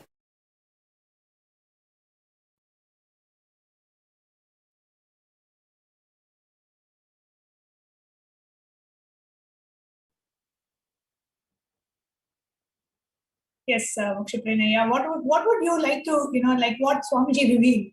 And the Swamiji's revelation and how Kailasa has come out today, representing the voice of 2 billion Hindus worldwide. What would you like to share about that? You're muted, Aya. Sorry. So fundamentally, Hindus have not been represented because Hindus are all minorities. There is no majority Hindu group. We are all minorities. And because only majorities sit and talk in these forums, we have not been represented. But today, we have come together under the umbrella of Swamiji. And that has given the voice for all the Hindus to present themselves. So it's taken that universal view, just like Krishna brought together all the groups of traditions under the principles of yoga, just like Paramashiva got together all the principles of tantra in Vijnana Bhairava Tantra, and Shankara brought together all the different religions, and Shanmada Swamiji has brought together every tradition for this yoga together under the umbrella of Sanatana Hindu Dharma. And as a single voice, we are able to then talk to the world and show to them that we have something to contribute to them. And that, I think, is an exciting moment for the to see how everybody is waiting for what message Swamiji has come with, right? And this is just one of the thousands and millions of things that he has come with. But this will solve 99% of all conflicts that exist in the world today. And just to imagine, what else each of the other things that he is providing is going to do to the world, it is really, really exciting, right? So I feel it's a great moment for the world, and hopefully they will listen, and that will provide a breakthrough in this field of minority rights, and in general, to provide a world which is completely different from the one which exists now, which is all based on poverty and fight and scarcity and war. The whole mentality goes behind that. The entire money system, the power system is all based on consolidation, grabbing, scarcity mentality, from which to move towards a world which is based on abundance and self-sufficiency and powerfulness. That is going to make the big difference. So that is the only thing that's going to make a difference. All the other things that people are trying are all like, you got a fracture and you're trying to take a band-aid and put on it and hoping that it will heal.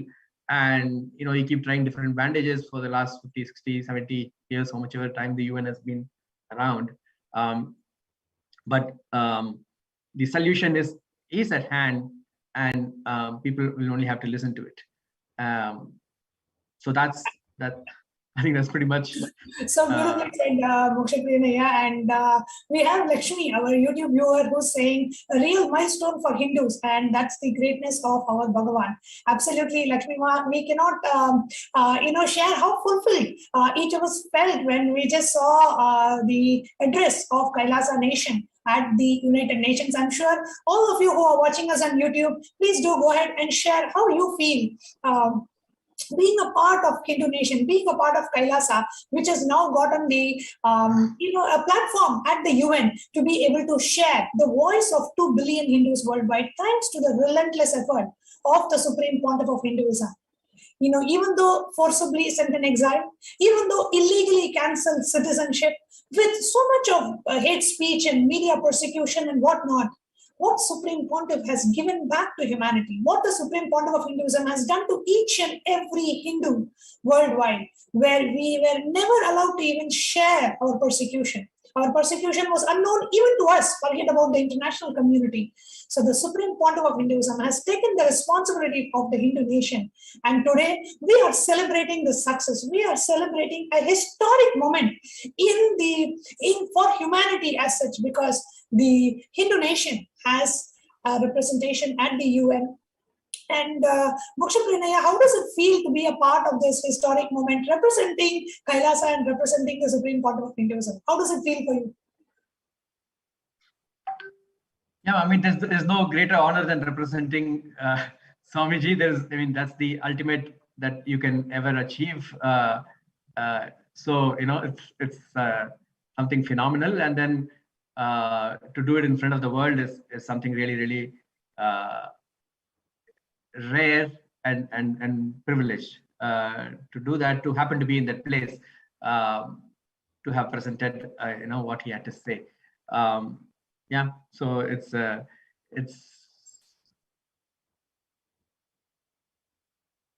really an honor, and it's lucky that I was there at the time to present his message. So that's what it is. Yeah. But again, like going back and forth to the same point, the thing that I felt honored was that, unlike other people who are coming to the UN for solutions, we were going there not with, we were going there to present our problems, but we realized that, we are having the solutions. It's not like we are having the problems, we are having the solutions. So that was, I think, a great revelation that we have. So it's not like we are going there with, saying, okay, we are troubled and help us. We are saying that we know what to do. Do it. Absolutely. Absolutely. That's a beautiful cognitive shift. Yeah. Of course, the other name of solution is Bhagavan Sri Nithyananda Paramashivam. And Swamiji is here. And, in terms of just representing and just being a part of this huge movement, how it all started, with 26 years of relentless service of Swamiji. And Saurav Aneja on YouTube is saying, a great milestone for Swamiji, sincere uniting hard work to uplift humanity. And we have many of our viewers saying, Susan Davidson from Canada is saying, this is a historic moment for Kailasa and humanity. The Hindu ecosystem is a model for humanity. So beautifully said, Susan. Hindu ecosystem is what we need everywhere to be replicated. And that is the divine mission of the Supreme Pontiff of Hinduism, establishing these Kailasa enlightenment ecosystems all over the world. And Ma Durjati is saying, I cannot express how proud I am. My heart jumps with pride. And as an LGBTQ and a female and a multiracial disciple of the Supreme Pontiff of Hinduism, especially knowing Sangha and Swamiji have gone through to get to the United Nations.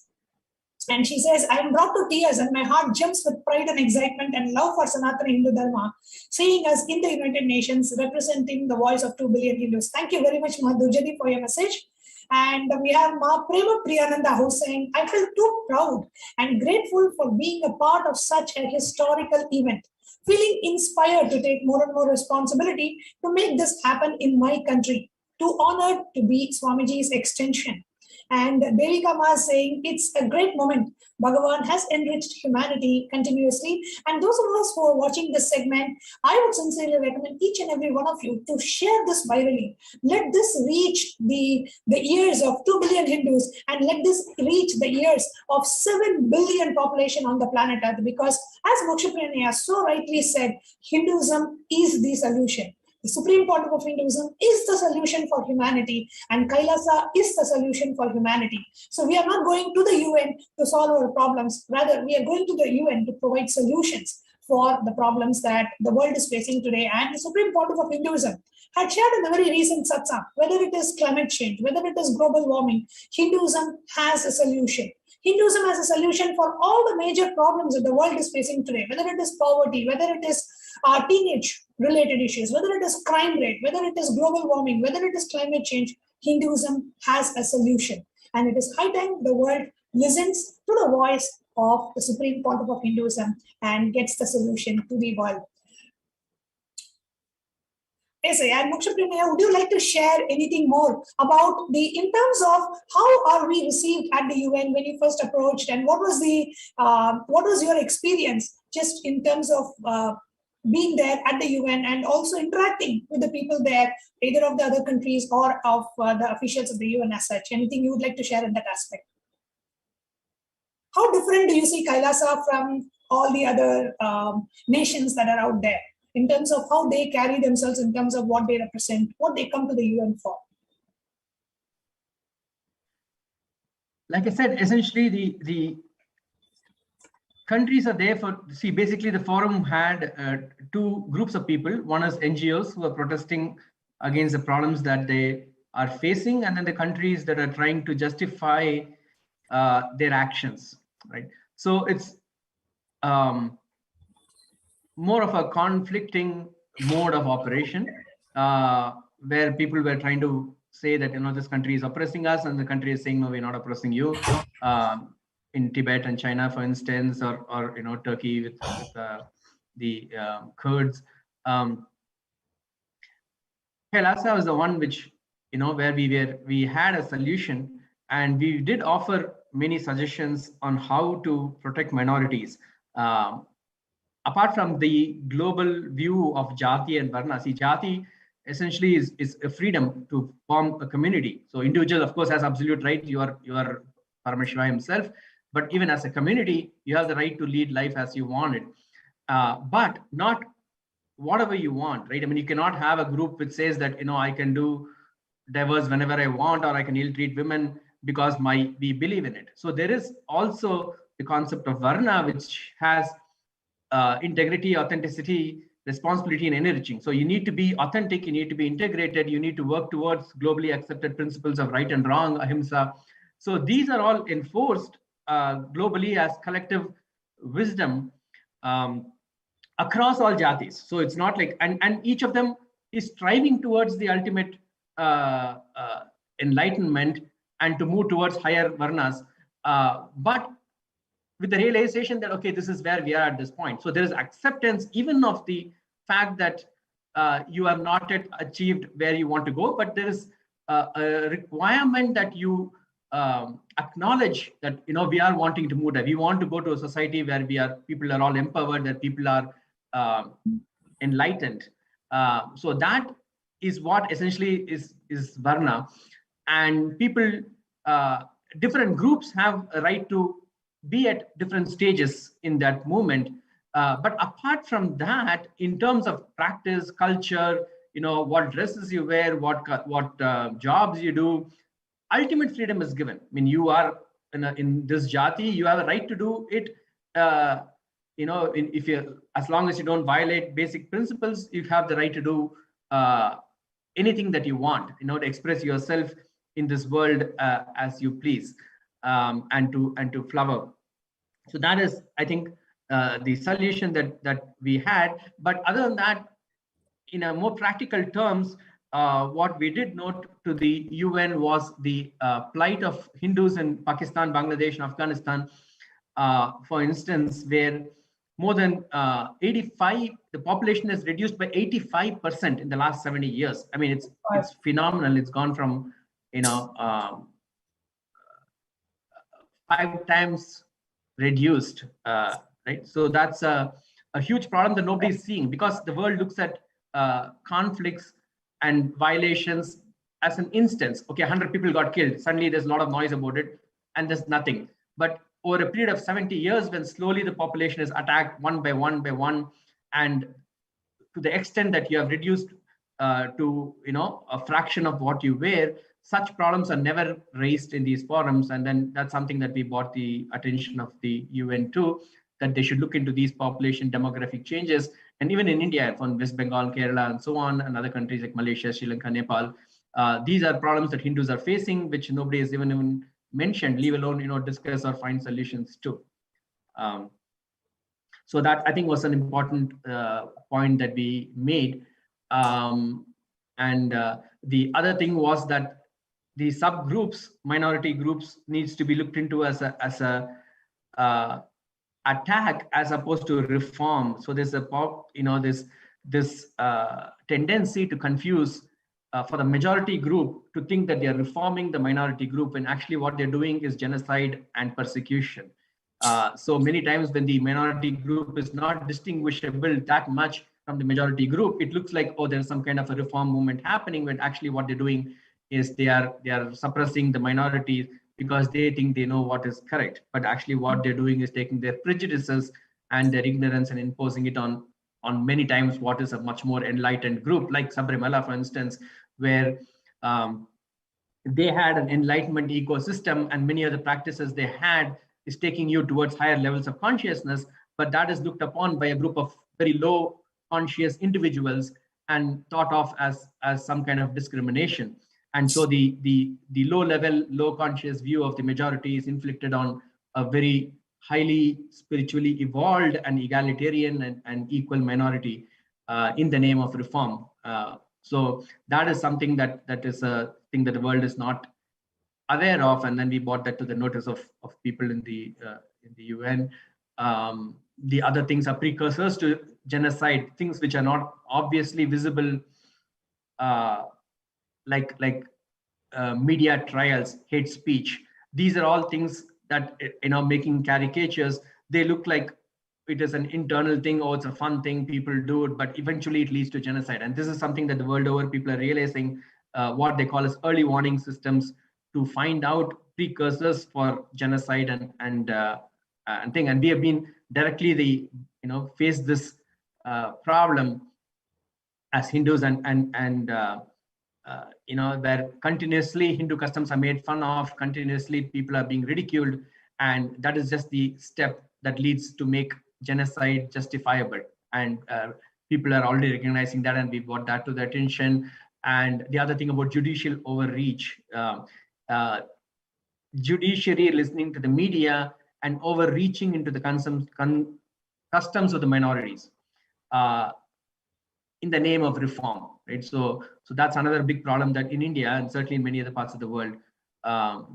So these are all the practical suggestions that we brought to the world, apart from the fundamental solutions that the Veda-agamic tradition provides to the problem of minorities in the first place, recognizing that there's nothing called minorities, there is only pluralism, and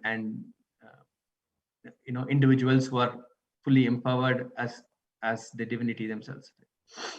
I don't know if that's a too long an answer for what you asked, but absolutely. I beautifully summarizes. You know what? As Hinduism, how do we provide solution to various aspects, and how do we see as compared to the view that that is being imposed on us by the society, that we don't even know that there is an alternative view, there is an alternative solution, and that is Hinduism.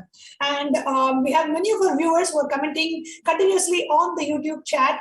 And if you're watching this, you can leave your comments. You can leave. How do you feel listening to how Hinduism, what Swamiji is doing, how the Supreme Pontiff of Hinduism is literally providing solution and literally bringing every single persecution to limelight and standing as a voice for the 2 billion persecuted Hindus. Having been persecuted himself, here Swamiji is standing as a protection and as a voice for 2 billion persecuted Hindus worldwide, and many of us don't even know we are persecuted.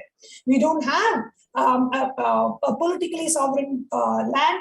We don't have anything. We don't have our own Hindu scriptures being protected. We don't have that sovereignty. We don't have protection for our gurus. We don't have protection for our Gurukul. Literally, Hinduism is getting destroyed from all corners. And the only solution, the only hope, the only ray of hope that we have is the Supreme Pontiff of Hinduism. And how beautifully the Supreme Pontiff is reviving the enlightened civilization.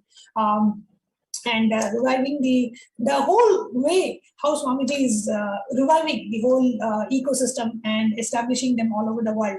And in terms of standing for the protection of the minorities, and we had one of the Ragini Anand from UK had said that, you know, the protection of minorities is actually one of the biggest problems that the world is facing, and if you could solve that, that could solve everybody's problem, and Swamiji is leading the way in that. And we also have Moksha Premi. I just wanted to ask you one more. Could you also maybe bring to light the facts of the issues that Hindus are as a minority, the issues that we are facing in the world today?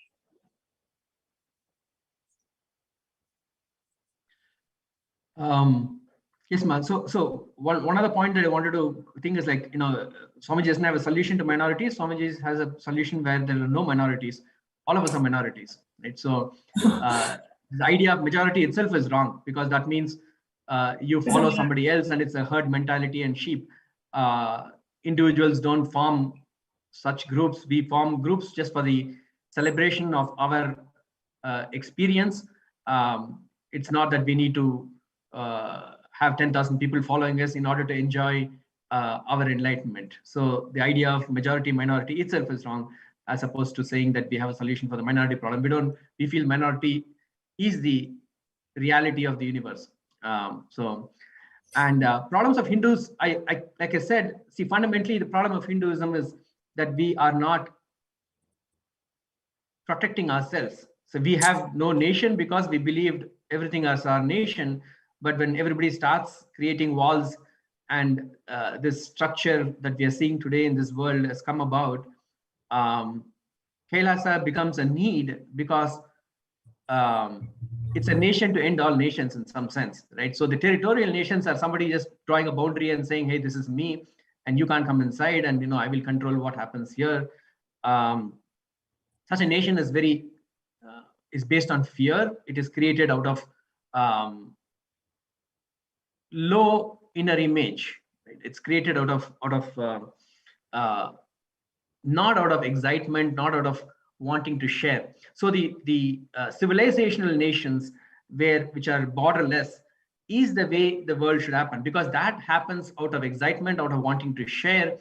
And Kailasa, hence Swamiji has created as a civilizational nation. We have territory, we have boundaries, we have many territories, but fundamentally that is not our value add. We have those territories only to protect ourselves. but the vision of Kailasa is not that we have a piece of land somewhere. The vision of Kailasa is that we are everywhere, that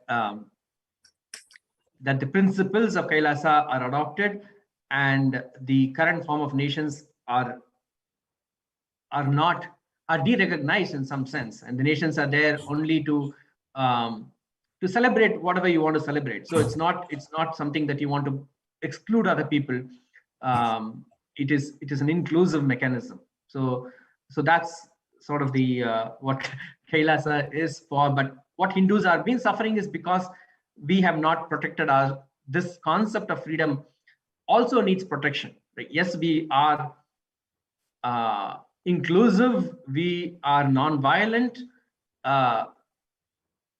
but when the dharma is threatened, it is important to protect itself. That's the one line I think that Hindus have missed, and that has caused the entire amount of suffering that Hindus have faced in Pakistan and Bangladesh, for instance. They have been waiting and doing nothing till they have reached this point where they're almost going to disappear. And that's because of this idea of tolerance and the fact that they have to accommodate people. So you need to accommodate people who are accommodating, not people who are trying to destroy you. You need to stand up for that, and that's pretty much the first chapter of the Bhagavad Gita, and that's the summary Swamiji has said of all. It's in fact, he called it a Shruti, which is directly unauthored voice of divinity, and a summation of all Hinduism. And the first chapter he says is take your bow and fight. He does not say, let's sit and talk with somebody else and figure out what to do and so on and so forth, because that's already been done. So missing that line is the mistake that Hindus have done, and that's caused them suffering in all these countries, and certainly in India because we are directly facing it, but much, much worse in many of the neighboring countries where they are almost close to extinction. And at this point, it has become almost an impossible task to protect them in Afghanistan, for instance, because there is no internal mechanism to protect it, and the external mechanisms are too weak to stand up to the nations, because all said and done, the United Nations is formed out of nations, not out of international cross-boundary forward-looking organizations. It's made out of nations still, so they are not able to operate against these nations which are persecuting. So that is, but the main problem that Hindus, I think, have been faced with, the main problems that with them was that they let the situation come to this point.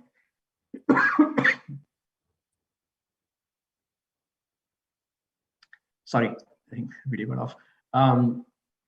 So that has been the cause, and the problems we've been facing in Pakistan, Bangladesh, and so on.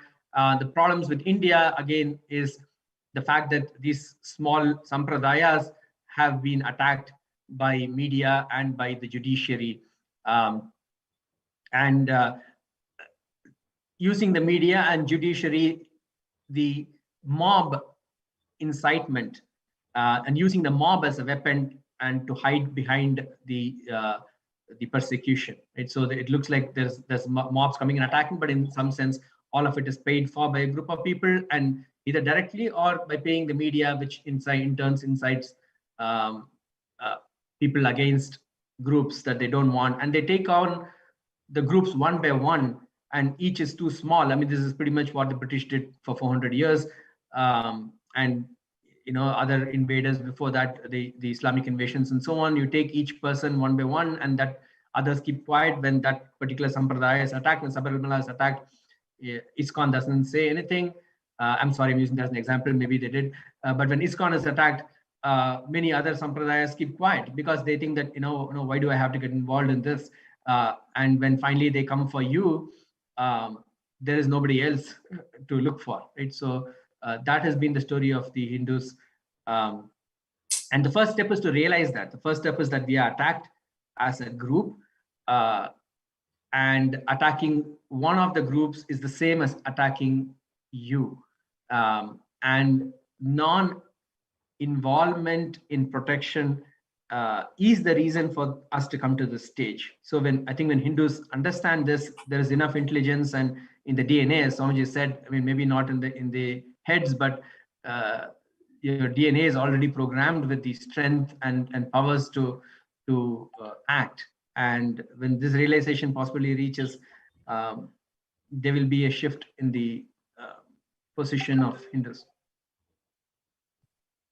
Thank you, Mokshapriyanaya. So beautifully shared in terms of how Hindus today, we need to realize where we are. We need to realize what is happening to us. And we need to realize that we are literally, like Mokshapriyanaya said, 85% of the Hindu population has been reduced.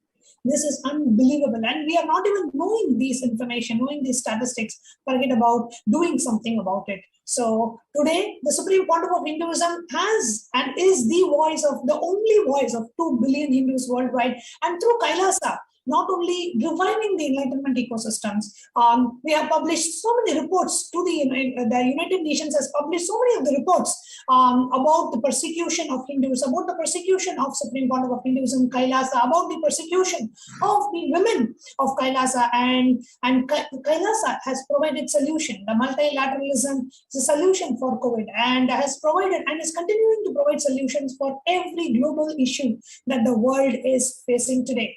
And so beautifully shared, Mokshapriyanaya, and we are going to be right back with all of you, dear viewers. Please to stay tuned after a very short break.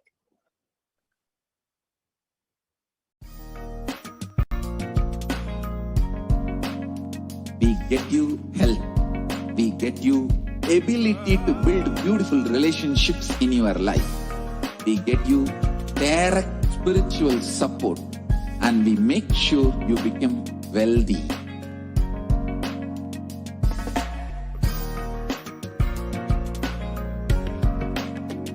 We won't stop giving you just good life. We will literally not stop till you live enlightened life.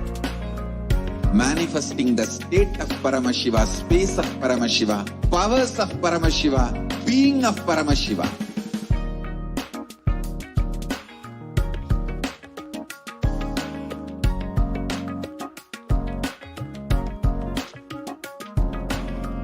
Whole world should become e-Kailashians. I want the whole world to know Hindus have something great to contribute to the world.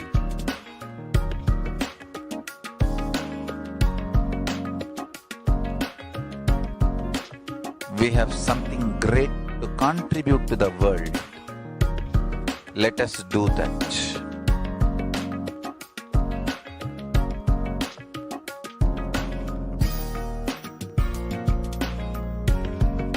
E-Kailasa is proper customized spiritual service helping you to identify your root patterns of suffering.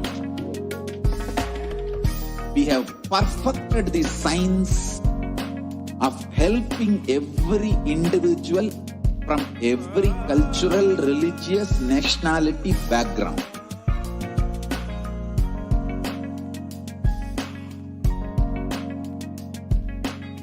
You will have lowest reactionary assumptions, highest awakened response, alive response for life continuously.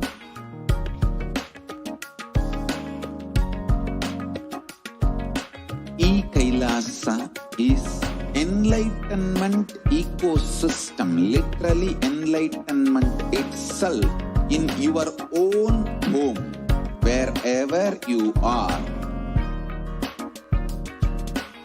Proper customized spiritual service helping you to complete with your life negativity, withdrawal from life, self-hatred, self-denial, self-doubt, so much of tiredness, laziness. We can support you aligning your diet, your attitude, your aptitude, your understanding about life. We can help you with everything.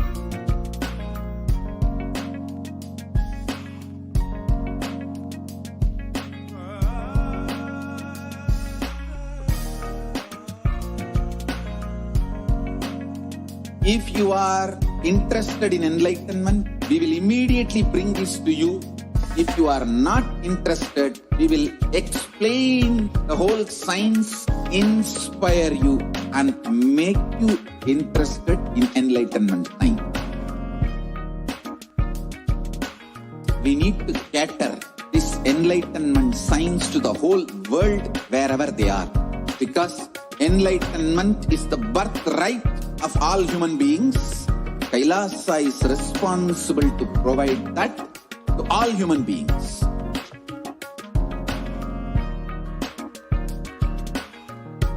Kailasa is the totality of the knowledge I received from my gurus and practice manifested in my life, perfected by teaching millions of people from all cultures, time zones, backgrounds, genders, nationality, race, from every creed.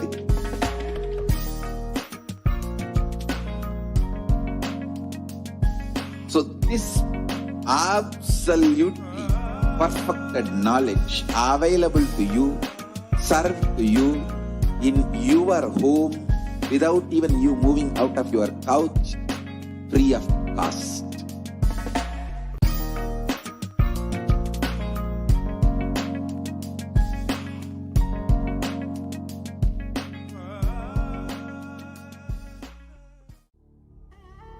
What I mean by the word E-Kailasa, listen intensely.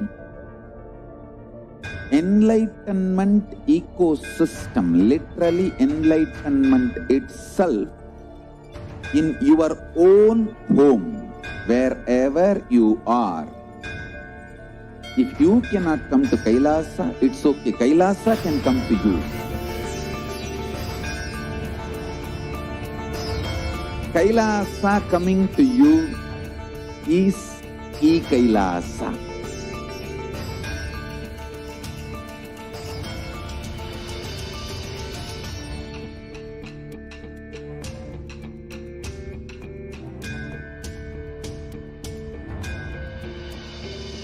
I will revive Hinduism. I am a Hindu revivalist, not by any revolution, but by evolution.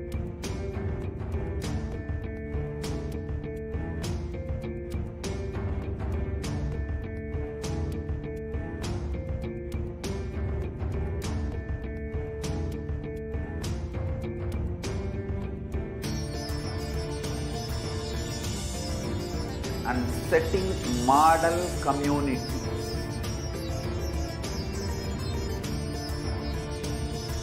Kailasa, enlightenment ecosystems, Sarvanya Pitas all over the world.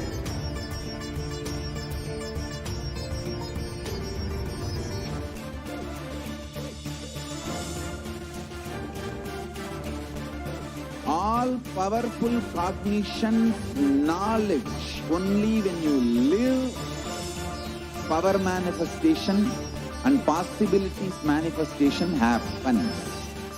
It's a fundamental truth.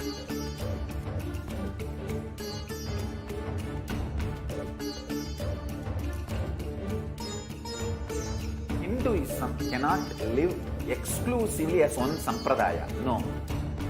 All sampradayas of Hinduism is an ecosystem.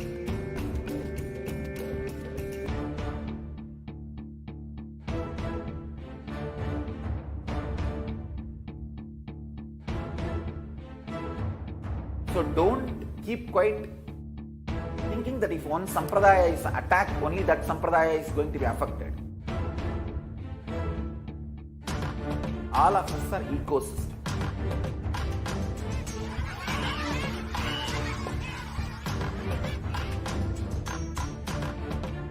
I invite all of you to get involved and enjoy Hinduism by the principle of Dharmo Rakshati Rakshitaha. When you protect Dharma, Dharma protects you. make the whole planet can flourish spiritually. The spiritual prosperity will happen to the whole planet can. We all have to coexist together.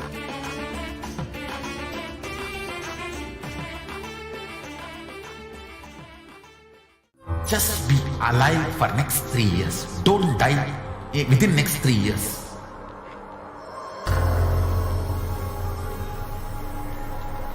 Just don't die within next 3 years. Be alive. Somehow be alive. I'm working sincerely. I will reach you somehow. Somehow I will reach you. It's my commitment to humanity.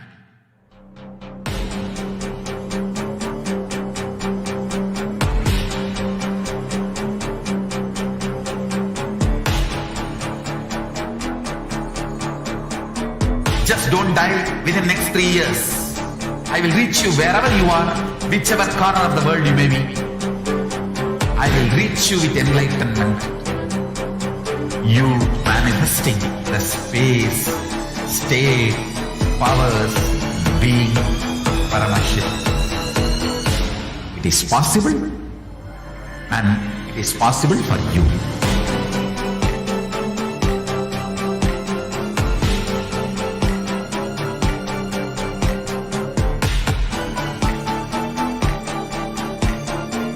Paramashivoham will reach you with enlightenment science. I know he is going to do the job. Just be alive for next 3 years. Nothing else.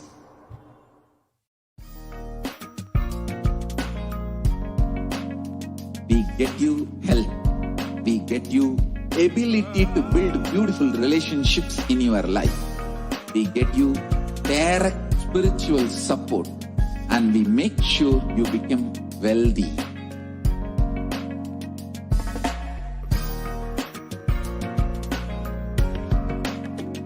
We won't stop giving you just good life. We will literally not stop till you live enlightened life. Manifesting the state of Paramashiva, space of Paramashiva, powers of Paramashiva, being of Paramashiva.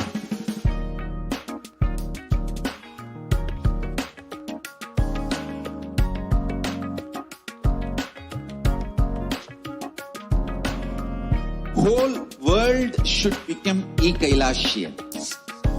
I want the whole world to know Hindus have something great to contribute to the world.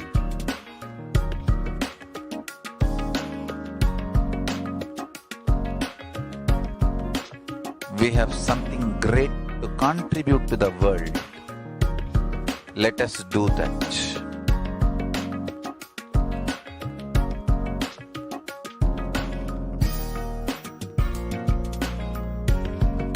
E-Kailasa is proper customized spiritual service helping you to identify your root patterns of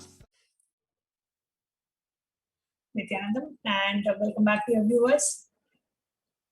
How we just heard from the Kailasa's representative to the United Nations on how Hinduism is a solution and how the Supreme Pontiff of Hinduism is providing solution, is approaching the United Nations, providing solutions to the problems that the world is facing as a protection and as a protective voice for minorities worldwide and as a protective voice for all the persecuted Hindus worldwide, and how Kailasa is providing a solution and is the voice of 2 billion Hindus, how Kailasa is standing up to protect the rights of Hindus, not just in India, but in Afghanistan and Nepal and Bangladesh, and in places, in countries where Hindus are feeling threatened or where Hindus are feeling insecure.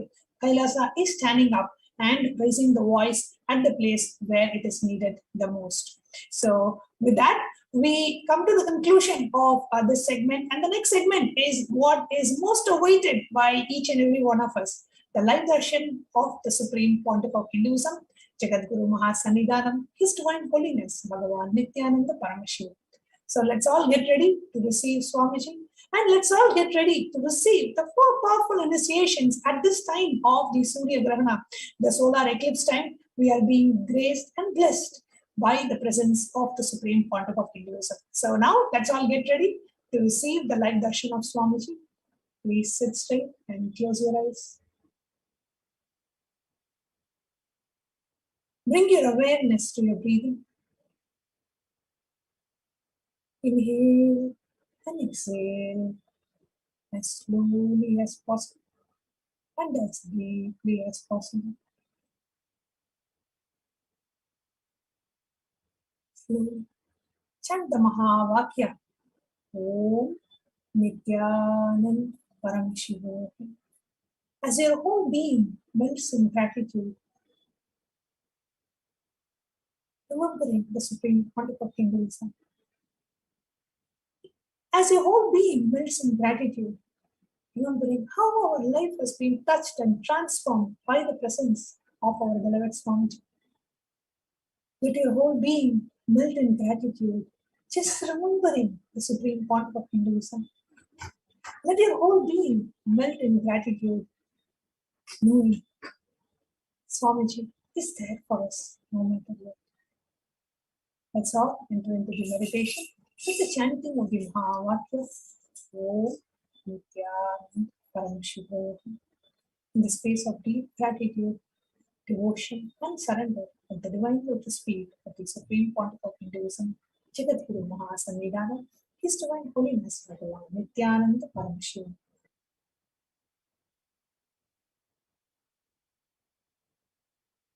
Shivoham. Om Nithyananda Paramashivoham. Om Nithyananda Paramashivoham. Om Nithyananda Paramashivoham.